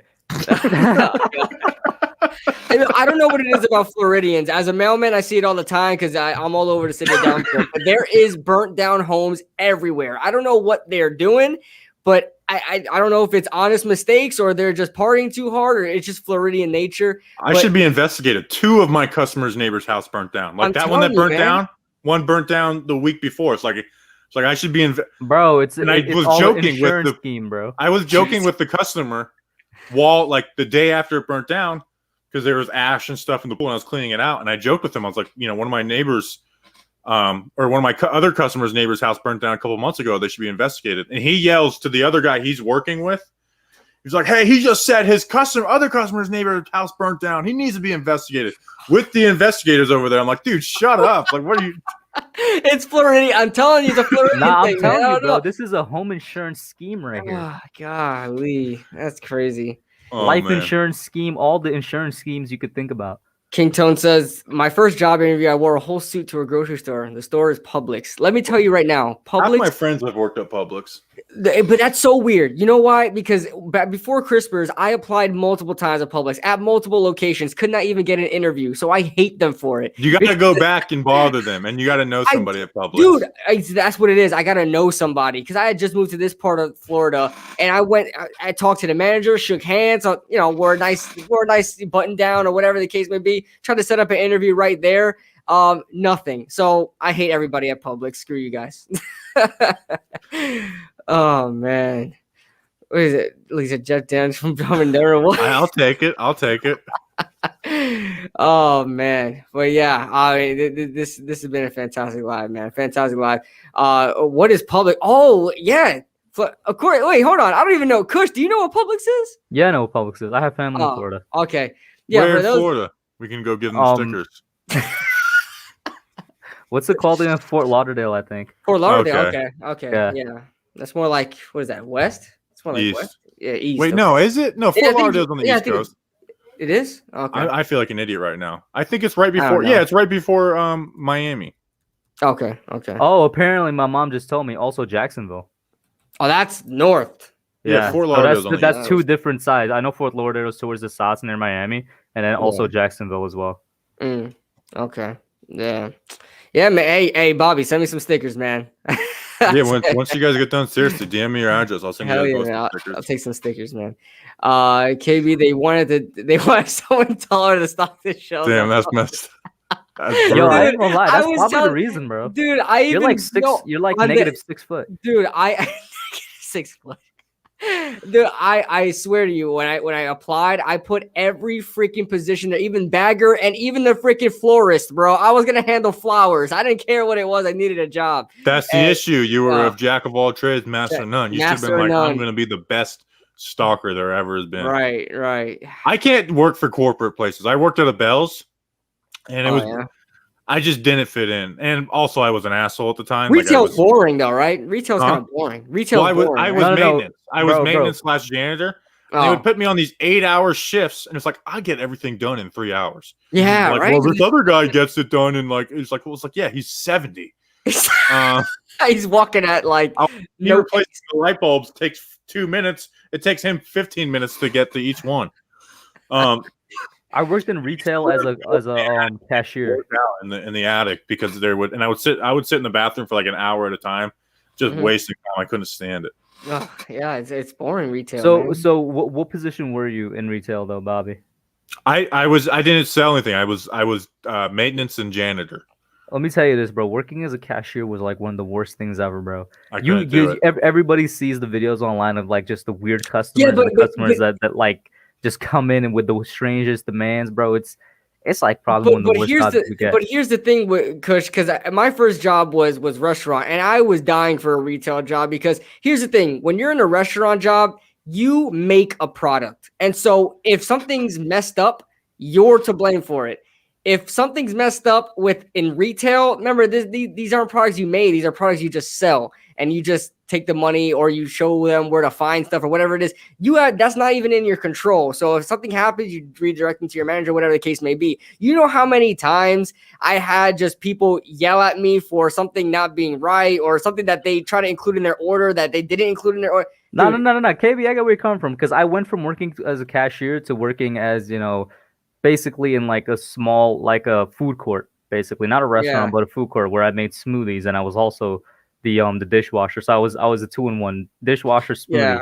Not gonna lie, people always came because my smoothies were legit. But I never had a complaint before. So I was like, that was more. I preferred that to the retail job, but that's also because I didn't work at like a corporate supermarket or anything. It's like I don't know if you guys had them down in Florida. It's like a 99-cent store. Like I live at those things. Of course. So so that's what it was. So it's like, if there was a problem, they would come to you. There is no manager. You're the one there at the shelf, at the shelf and whatnot. That's why there's always fight videos at the dollar stores. Yeah. Yeah, right. That's true. People just want to bargain, man. People just want to bargain. Oh man. I worked at a Chinese restaurant and washing dishes, and so we would eat together at the end of the night, and they would be like, they would like make minnows and stuff. Like they would eat the weirdest stuff, and they're like, "Oh, you don't like Chinese food?" I'm like, "I like Chinese food." I was like, "I just don't want to eat minnows." I'm like, "No, you don't like Chinese food." And I guess they are right. That job was all right, but it was on the weekends, and eventually I ended up like screwing off and not showing up. Oh man. I worked at the Bells, and then after that, it was all manual labor, like tree service, and then the pools. Yeah, and then this. I'm more of a trade guy than really a service guy. But yeah, Diggy says a drunk girl ordered a breadless chicken, breadless chickenless chicken sandwich. So what is that? Lettuce and mayo or something? What? Lettuce and mayo inside tinfoil, bro. Oh man, that's hilarious. But man, this went way off the rails. But yeah, we haven't talked about the Giants in like an hour. Yeah. I mean, it was fun. It was fun. But yeah, this guys. Is gonna be wait, real quick. This is gonna be another off-topic thing since you both are Floridians. Go ahead. Have you guys ever like driven to the Keys? Because isn't it just like one long road, literally over the ocean? Yeah, it's not all over the ocean, but it's. Is that not scary? Well, the whole thing's not over. There's a 7-mile bridge, but it's Florida. You should see some of the thunderstorms we get, man. They're half of them look like hurricanes to you guys. Yeah, I love the Keys, man. I haven't been in probably 3-4 years, but I think I might be going in June, so I'm looking forward to that. Yeah, I'm guessing it's a great, just nice place to chill, vacation spot and whatnot. Yeah, but yeah, you said there's a 7-mile bridge, so are those 7 miles completely over the ocean? Yeah. Yeah. Is that not scary? Like I said, dude, we've seen. I don't know. I just don't think about bridges falling ever. Right. Listen. Florida is just it's the Australia of the United States. All right. We just don't care. All right. We're pretty savage. Yeah. People make fun of Florida, but have you ever met anyone living in Florida that says, "Oh, I need to leave Florida"? I haven't met one. Right. But we just embrace it down here. We just embrace it. I love it down here. The only thing, I love the snow. Maybe people don't love the snow. I love the snow, and that's the only thing that sucks, that down here we don't get snow. I spent 2 years in Minnesota. I never want to see snow again. Yeah, Minnesota's just different. Minnesota, you probably got the worst of it there. How big are the islands in the Keys? Are they like huge, small, normal size? I mean, they're not like, they're like cities. They're each one is like as a big, not each one, but each one, like Key West is big. Mm-hmm. Like it's a city. It's not like New York or Miami or nothing, but you could drive around on a scooter in Key West in probably, I don't know, 20 to 30 minutes. Mm-hmm. Maybe. I don't know. Yeah, they're not like they're not tiny. And there's Big Pine Key. What is that? Isn't that the largest one? I don't know. I don't know. Key Largo's kind of big. I don't be down there. Completely off talk, but I'm like, I was looking at the map and I'm like, this is just a road in the middle. Setting of up a vacation? You going on vacation? I wonder how long it would take to just drive all the way from NYC to Key West. What? How long would that take? That's like from one. That's like from straight up north of United States to south. That's like the longest. Like 28 hours. You know what? I could actually. From like us to New York is like 20 hours, and then 7 hours. Well, to Key West, it'd be like 27, 28 hours. Yeah, let's see, because I forgot. Just take I-95 the entire way. Yeah, I-95 takes you straight up and down. TSR in the building. Appreciate TSR. Appreciate the congrats on the 5K, man. Appreciate it. According to Google Maps, it would take, if you take just straight up the I-95, would take 22 hours, 7 minutes. I don't know about that. I guess that would be never stopping, but yeah. To Key West or just the Keys? The Key West. Wow. I don't know, because my cousin drove down here a couple of weeks ago. He said it took him 21 hours, and he lives in the Bronx, came down to Central Florida. So I don't know. It's another 4 hours. Yeah, I'm guessing this is without any type of rest. Yeah.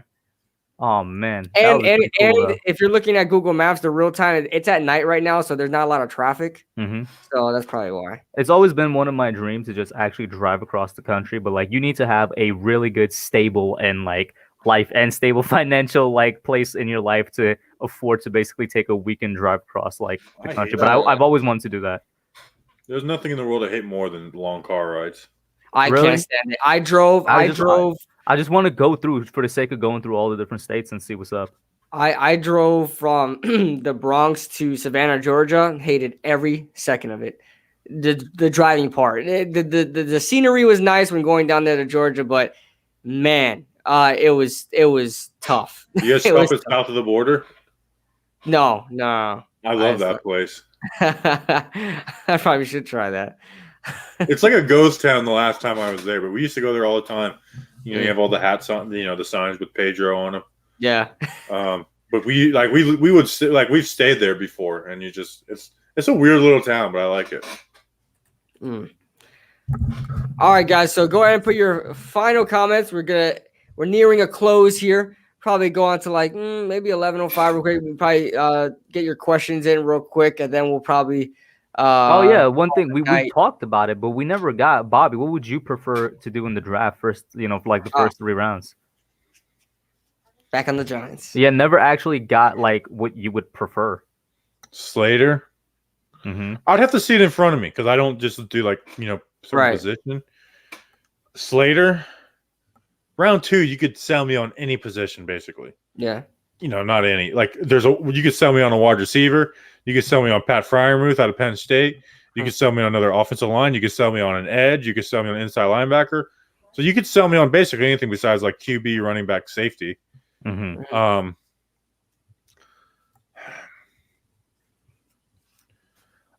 the first 3 rounds, I would like to get an offensive lineman, an outside linebacker / edge, and then just a player I feel good about. If it's Chaz Surratt. Although I'm as much as I love Chaz, I'm realizing it's kind of reckless for the Giants to take him in the second round. Just because we don't need that in the second. There's so many needs, and we don't need that in the second round. Right. I don't know. I'd have to look at it in front of me, but basically right now I'm looking at Slater in round 1, and then round 2, round 3. Let's see what happens. I'm giving you a horrible answer right now. No, that's fine. I feel you. It's hard. Yeah, we're all spitballing here. Yeah, because I have to make my 3rd and final mock draft of the year for basically to come out mid-April, right before the draft, which means I'm going to start putting it together next week or 2 weeks from now. And as I stand right now, I'm so conflicted. I'm I might just go 2 offensive linemen in the first 2 rounds, and I'm like, I would love that. And that would also get me so many clicks on the O-line report next year. How about that? All right. Oh, hell yeah. So let's see. Is Thomas's ceiling a top 3 left tackle? I assume he's meaning in the whole entire NFL.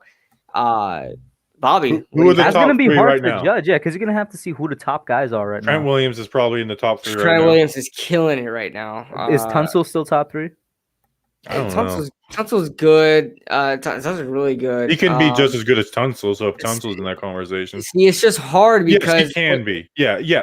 Is his ceiling a top 3 left tackle? Absolutely. I'll answer that 100%. Yes. It's so hard for me to do that because I don't do too much film on especially with offensive linemen. You got to do film on offensive linemen to really put them in order. I haven't done enough film to really even make a legitimate top 5 yet. So it would be hard for me. Basically, trusting what other people say with offensive line.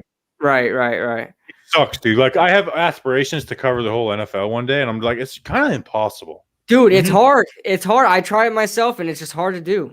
Like I feel bad. Like we make fun of the people on ESPN and stuff. Who's like, this guy doesn't know what he's talking about. And it's like, part of me is like, well, yeah. It's like there's no way that this guy is going to cover like. But that's also why That's also why I don't feel bad for him, because at the same time, I'm like, ESPN, you should realize this and just have not one person covering 32 teams. Yeah, it's tough. So I thought maybe just covering the offensive linemen, all 32 of those. How about those? And then just really leaning into the O-line guy thing. Yeah. Have you looked into Darisaw yet? Because I saw on Logan. Yeah, I like Darisaw. I wouldn't take him at 11, but I like him. I think he's a late first round guy. Oh, you think he's a late first round? Late first round guy. Yeah, I just don't think he's athletic enough for 11. Gotcha. And what about ABT? Oh, so that's something I meant to ask you guys before. Mm-hmm. Let's say Andrew Thomas, Mekhi Becton, and Jedrick Wills are all in this draft class. Are you taking Penei Sewell or Slater over any of them?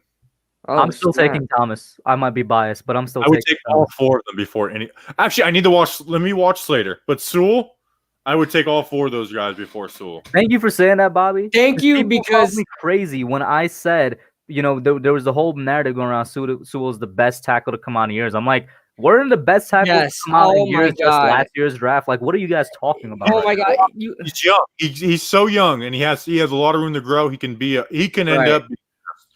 But I wouldn't put it if you were just saying, hey, which one is the best right now out of those 5, like draft wise, I would put him at 5. Mm-hmm. I was watching, and I don't want to call out names because I respect everybody as a video maker, but I don't know what their name is, but they had this series called Boom or Bust. You guys may have seen it when doing like film reviews. And they did a Penei Sewell. It's like 4 of them in like a StreamYard call, talking about draft prospects. And that episode was talking about Penei Sewell. And I was trying to get other opinions because I didn't like what I saw on film from Penei Sewell. And I was like, how is this guy supposed to be the best? I love Laramie Tunsil coming out, and I still regard him as a really high tackle in most recent years. And I was like, this guy I don't think is that much better than Laramie Tunsil. And I was trying to get other opinions out there because I'm like, maybe I'm wrong. I kid you not. I watched this podcast on Penei Sewell, and they all were just loving Penei Sewell. They had no negatives for Penei Sewell. He was just the perfect guy, and he's the best left tackle ever. And I'm like, oh my God, I couldn't believe what I was hearing. I'm like, are you guys actually watching the film? Kid you not. I kid you not. They had a highlight film.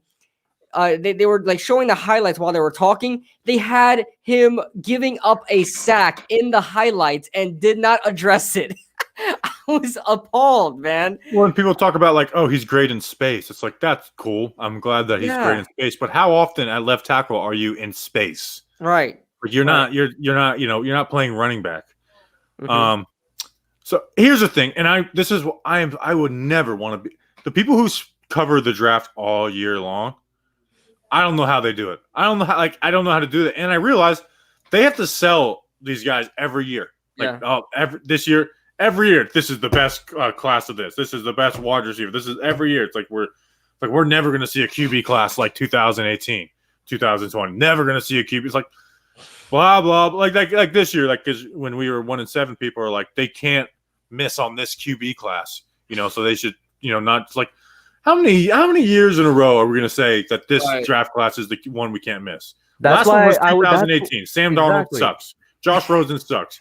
Baker Mayfield all right. And then the 2 guys that everybody on draft Twitter hated. I mean, they hated Josh Allen and Lamar Jackson. They mocked those guys, and they're the clear best out of that class. Right. So everybody loved Josh Rosen. Everybody was a Rosen guy. And I like Darnold, and I still think Darnold could be good if he wasn't in the worst situation in the NFL. But it's like at this point, he sucks. Yep. No, that's just how it is, man. That's just how it is. Oh yeah, I forgot that we have 17. Wait, are feel we for weird getting used sure? to it. Are we for sure that we have 17 games this year? Like, Yeah, it's No. like 100%, I think. It's not. Well, maybe it is, but last time I heard it was like it wasn't for sure, but it's like it they're was still going in to do it. question. I thought they were still setting it up, but they were still in question. It's gonna just feel so weird, man. Yeah, but then you get used to it. I always say that. Like I'm like, Yeah. this is gonna be weird. And then after a year, you get used. Like the baseball with like we're not gonna call it the DL anymore, which is so silly. But we're gonna call it the IL. It's like I'm never gonna be able to call it the IL. I'm always gonna call it the DL. Within like 2 months, I'm calling it the IL. So. Man, I just can't see like first of all, there's no more finishing the season 500. Like so, the Cowboys are either gonna have to have a winning season or a losing season. Yeah. So I mean, there's that. I mean, I like having the even amount of games there. It's just now they're trying to. I hear they're trying to push the 18 game season. I know the NFLPA ain't gonna stand for that, but if they do, I've heard that, and this might be for the 17 season as well. 2 bye weeks, yeah. Yeah, they want 2 buys, and I would would love that. They that. don't get rid of preseason. I love preseason football so much. I think it's one of the most fun things to cover is the preseason. That is such an underrated, unpopular opinion that you and I both have. I love the preseason as well. I would always record the games because I wouldn't have them, and they would like show up at like 3:00 in the morning. On a pre-recorded air, and you watch the preseason games and basically do like a film review while watching watching all these prospects. Man. Yeah, you get to learn about the 90th guy in the roster. You never ever get to do that as a fan. Like I get to formulate takes on, like, who does anybody have a real Benjamin Victor or Derek Dillon take? No, Victor. It's like no, because we never got to see them. Where in years past, it's like what, I kind of like Alonzo Russell. I like Russell Shepard. I like. Corey Washington. He was a star in freaking the preseason, man. I loved him. I know. So there's I loved it. And think about Daniel Jones preseason. That was a wild time. Jets that was game. The Jets that game. was the beginning of Talking Giants. Yeah, and that was like, and I kind of had staked my claim on Daniel Jones, and oh my god, he had the best preseason I think a QB's ever had. Like he was 5 for 5 in a touchdown, wasn't he? Well, first drive, the first game, but even as no, he's talking about in Cincinnati as well. Like all 4 games, like I think he would completed like 85% of his passes through 4 games. Yeah, he was. It was between him and Jarrett Stidham. Jarrett Stidham had a really good. But like he was averaging more yards and touchdowns and stuff. Like, he was throwing touchdowns all over the place. Oh, yeah, Jake Carlock. Bro. Love Jake Carlock. I was a Jake Carlock super fan. Hell yeah, I love Jake Carlock. So we do an undrafted free agent episode. We do offensive undrafted free agent, and then defensive undrafted free agent after we recap the draft. Yeah. And when I watched Carlock's film, there's a clip, and I'll find it and I'll send it to you guys. I felt so proud because I was like, I don't know if this guy's going to make the team, but I was like, I bet you he's going to make a play in preseason that make us all remember him. Like I was like, he plays like a wild man. He's going to do something crazy in preseason we're going to remember. And then he had that tip, that sack tip pass for an interception for a touchdown.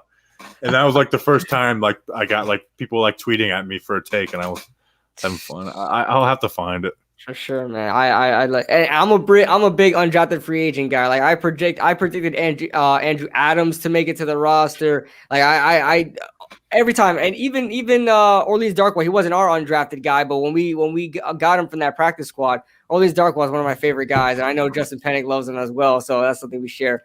But yeah, I love the only guy I've ever hit on in the preseason was this year, Nico Lalos.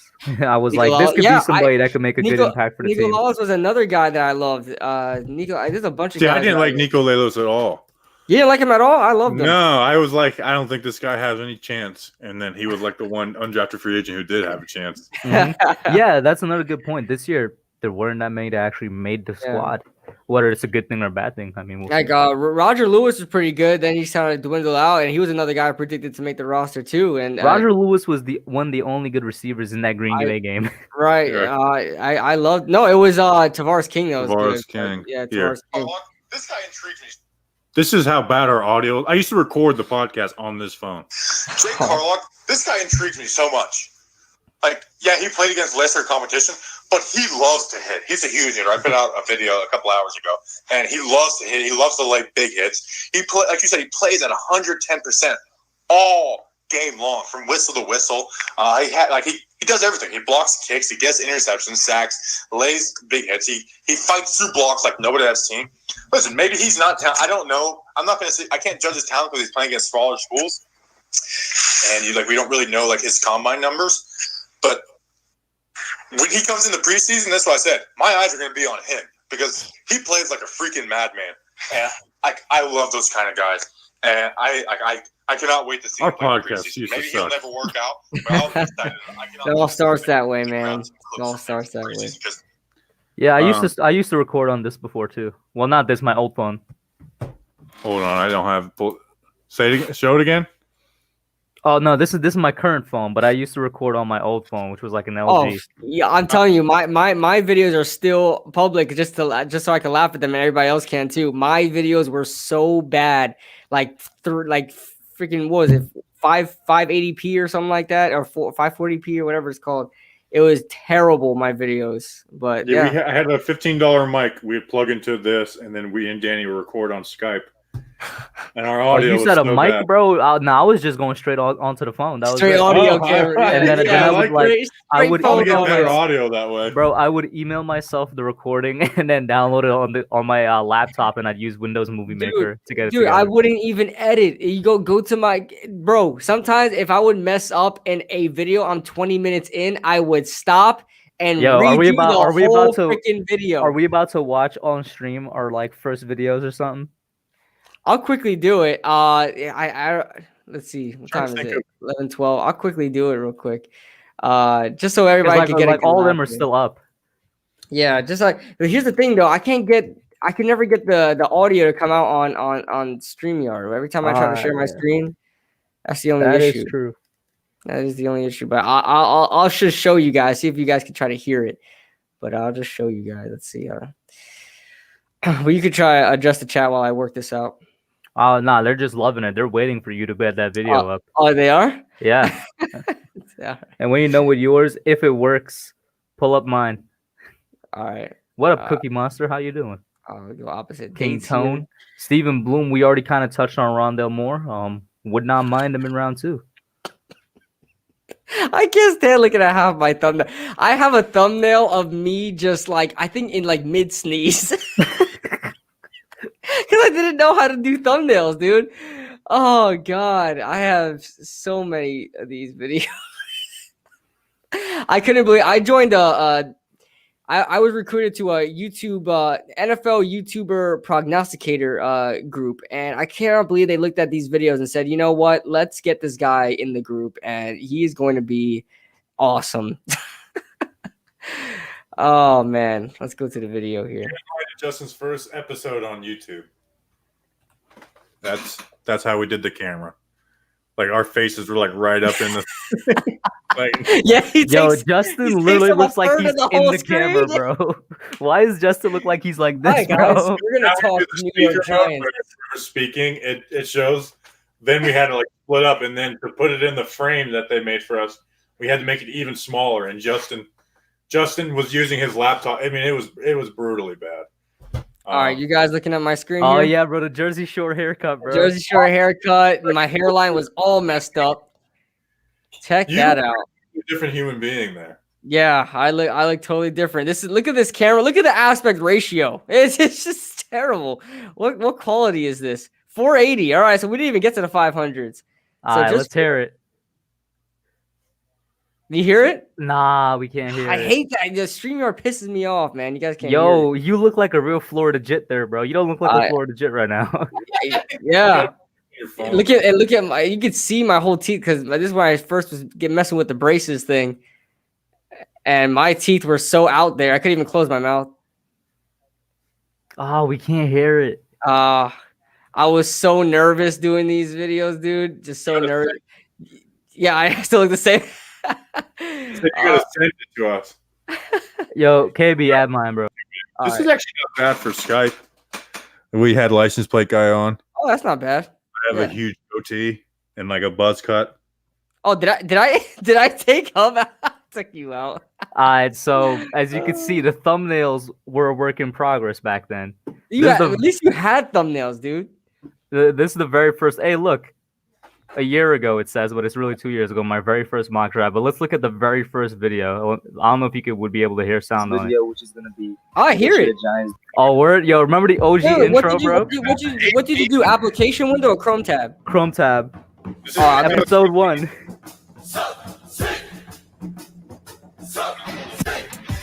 What the hell was that? Tribal music? Like, What the hell is that? Is that tribal music? Giants, episode Yo, do you 1, hear the welcome to new audio, bro? series, to the new Yeah. channel. Hit that like button. Oh, It sounds like you're speaking out of a Chef Boyardee All right, can. so today we gonna be doing the 2018 It Giants. was not it, bro. But hey, talk about the glow up though. You know what I'm saying? The glow Yeah. up though. Yeah, bro. the glow up, dude. Watch. Hey, ooh, I gotta show this one. Welcome for the in, glow up, everyone, man. to the Ooh. 2021 New York Talk about the skills, bro. Browns. Self-taught. We all are self-taught here. Oh yeah. Let me go to my videos here. Let me go to sort by oldest. And you guys want to see? Listen, check this out. I didn't even have thumbnails. All right, so Let me see the sneeze thumbnail. All right, let's try to find it. Here we go. Let's stop screen here. Let's add another screen. I wonder how the hell did you get your sound to come out? That's what I want. So when you click Chrome tab, there's an option on the bottom left. share that says audio. share Wow, audio. I'm an idiot. All right, that's cool. By the All way, right. yeah, Bradley, I had the year from the very first video. Had to have All it right, in there. guys, check this out. Yo, what There's is the that? mid-steez. No, There's no, the no, no, no, mid-steez. no, no, no, no. Black Ops 2 gameplay, bro. Oh what it's god, about, bro. check this out. My channel was supposed to be a gaming channel. It wasn't even Kid Blue. I forgot what he was even called. It wasn't Kid Blue. Wasn't it Royal or something? No, that's my other game. That's my actual gaming channel. But I forgot what it was called. I don't remember what it was. I think it was my YouTube. It was my Xbox name, WH Beast X or whatever. We try to make this little group on gaming group on YouTube. Let's see. My man in the wife beater there. The white, yeah. Look at this, man. Dude. I'm out here teaching football. Then look at this.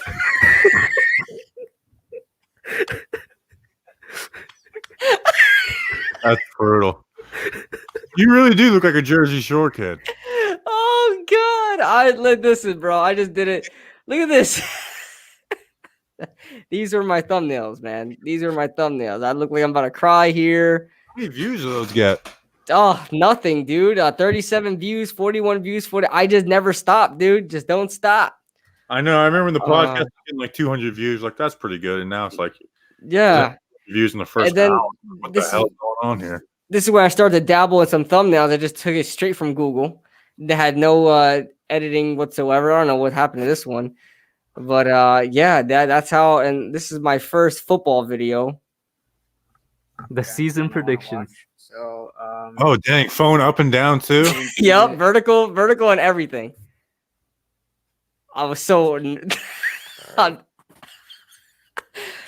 just trying to get my papers together. I was old school, man. I worked things through the papers. I wrote everything down. Dude, you want to see my draft guide? Huh? That's my draft guide right now. Yeah, look at it. When I did my roster predictions, let me go back. I would do my roster predictions on a piece of paper and just pretty much, let's see, was it the training camp roster? Legal pads. Like, this is my life.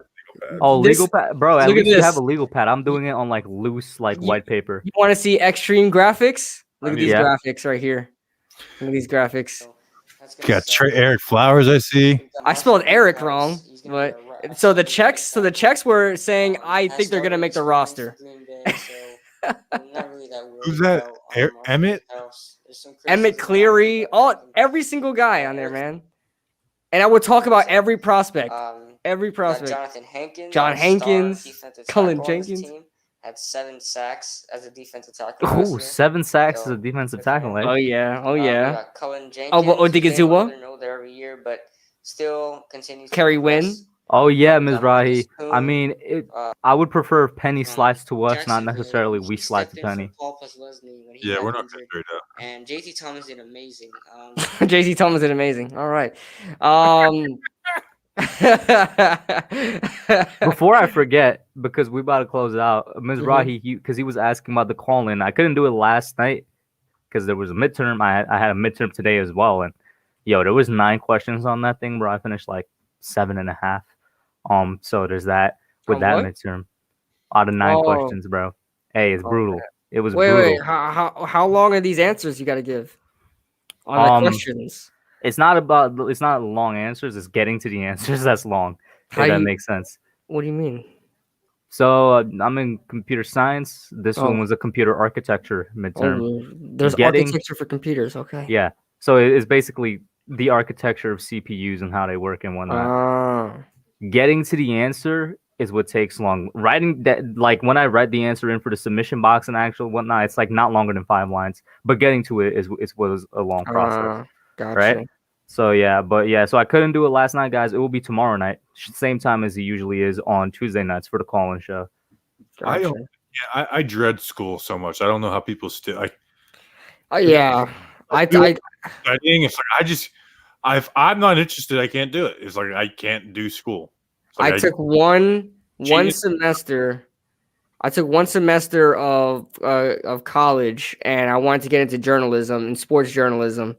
Took one semester, and I that was it for me. That was it for me. And it was online. It wasn't even at the damn campus. It was online. I was like, oh god, hell no! I'm just gonna go work full time at Crispers and see where that gets me and try this YouTube thing Hey, out. yo, once again, bro, the mail is where it's at. The man, dude, I never thought just seeing the mailman when I was a kid, never thought I would be one. Never thought I would be one. Great job. Do you have dogs that mess with you? Huh? Do you have dogs that mess with you? Dude, oh, I got bit by. He had a story about I had one. a story. Okay, so Real, like the whole mailman dog thing is very real. Let me tell you, I'm a huge dog guy. I love dogs. I don't know what it is. You show up with a package in your hand, dogs want to kill you. They just straight up want to kill you. And dogs usually love me, so I always walk up to dogs. No, pit bulls doesn't even matter. I walk up to them, no problem. It's like if you invade their space and they don't know you, and you got something in your hand, they want to kill you. This Postal was the popo to them. Man. Yeah, and I had this dog. I had to get a signature for a package, so of course I had to wait for the guy to come out. And he comes out. His dog is like trying to get outside, but his dog is pretty chill. And I'm like, okay, just don't worry about the dog. You know, I like dogs. Don't worry about it. So the dog is sniffing me around, and I'm giving him the scanner so he could sign it up. And the dog like gets on his hind legs, and I'm small, so he's like almost at my height, and gets on his hind legs and just starts sniffing me like, oh, that's cute, the dog. All of a sudden, he like flipped the switch from wagging his tail and snapped at me. I dodge it. He gets my shirt, puts a huge hole in my shirt. I said, "Get that dog away from me, man! I'm gonna kick that dog, man." But yeah, the dogs. It's even when because I live in a really rural area, so there's some city life. There's some really rural areas. So when I pull up to a driveway that's about a half mile in, I already know there's a dog on a loose. I just already know, and so I beep the horn. Make sure there's no dog coming out. But even so, every freaking time after I beat the horn, wait 2 minutes, I go outside, go deliver the package. There's always a freaking dog there waiting to chew me up, bro. It's hard. On a completely unrelated note, just because I was responding to some comments on the video, we already talked about some weird comments. I swear, I told y'all about how the guy literally told me he didn't watch the video, right? Now there's one that watched the video, but didn't hear what I said. Like, can you believe this, bro? Like, I was talking about Michael Parsons. I'm like, Michael Parsons is a great talent. He's one of the best defensive talents in this class. He should be going top 10, but we got to realize the allegations are a real thing. And for that reason, I can almost guarantee he's not going to come to the Giants. All right. If we did what we did with DeAndre Baker, I don't see us taking a shot at Parsons. But I did acknowledge the fact that I would love Parsons on the team. The dude say, bro, don't be blind. Parsons is the next LT, man. You need to go and rewatch his film. I'm like, I said the dude was great. I'm just saying I don't believe our coach is gonna want him here. Like going first overall. Yeah. Oh my god. Some of these comments really, bro. It's crazy, dude. It's crazy. All right, so we're gonna wrap this one up. This was this is so fun. This fantastic live. Thank you guys for showing up, and thank you, Bobby, for coming on, man. Appreciate you, man. No, I thank you. Thank you for letting me distract us. We didn't talk about Giants for like an hour. I'm sure most of the viewers hated it, but I had a lot of fun talking about. Yeah, it was fantastic. I appreciate every single one of you guys.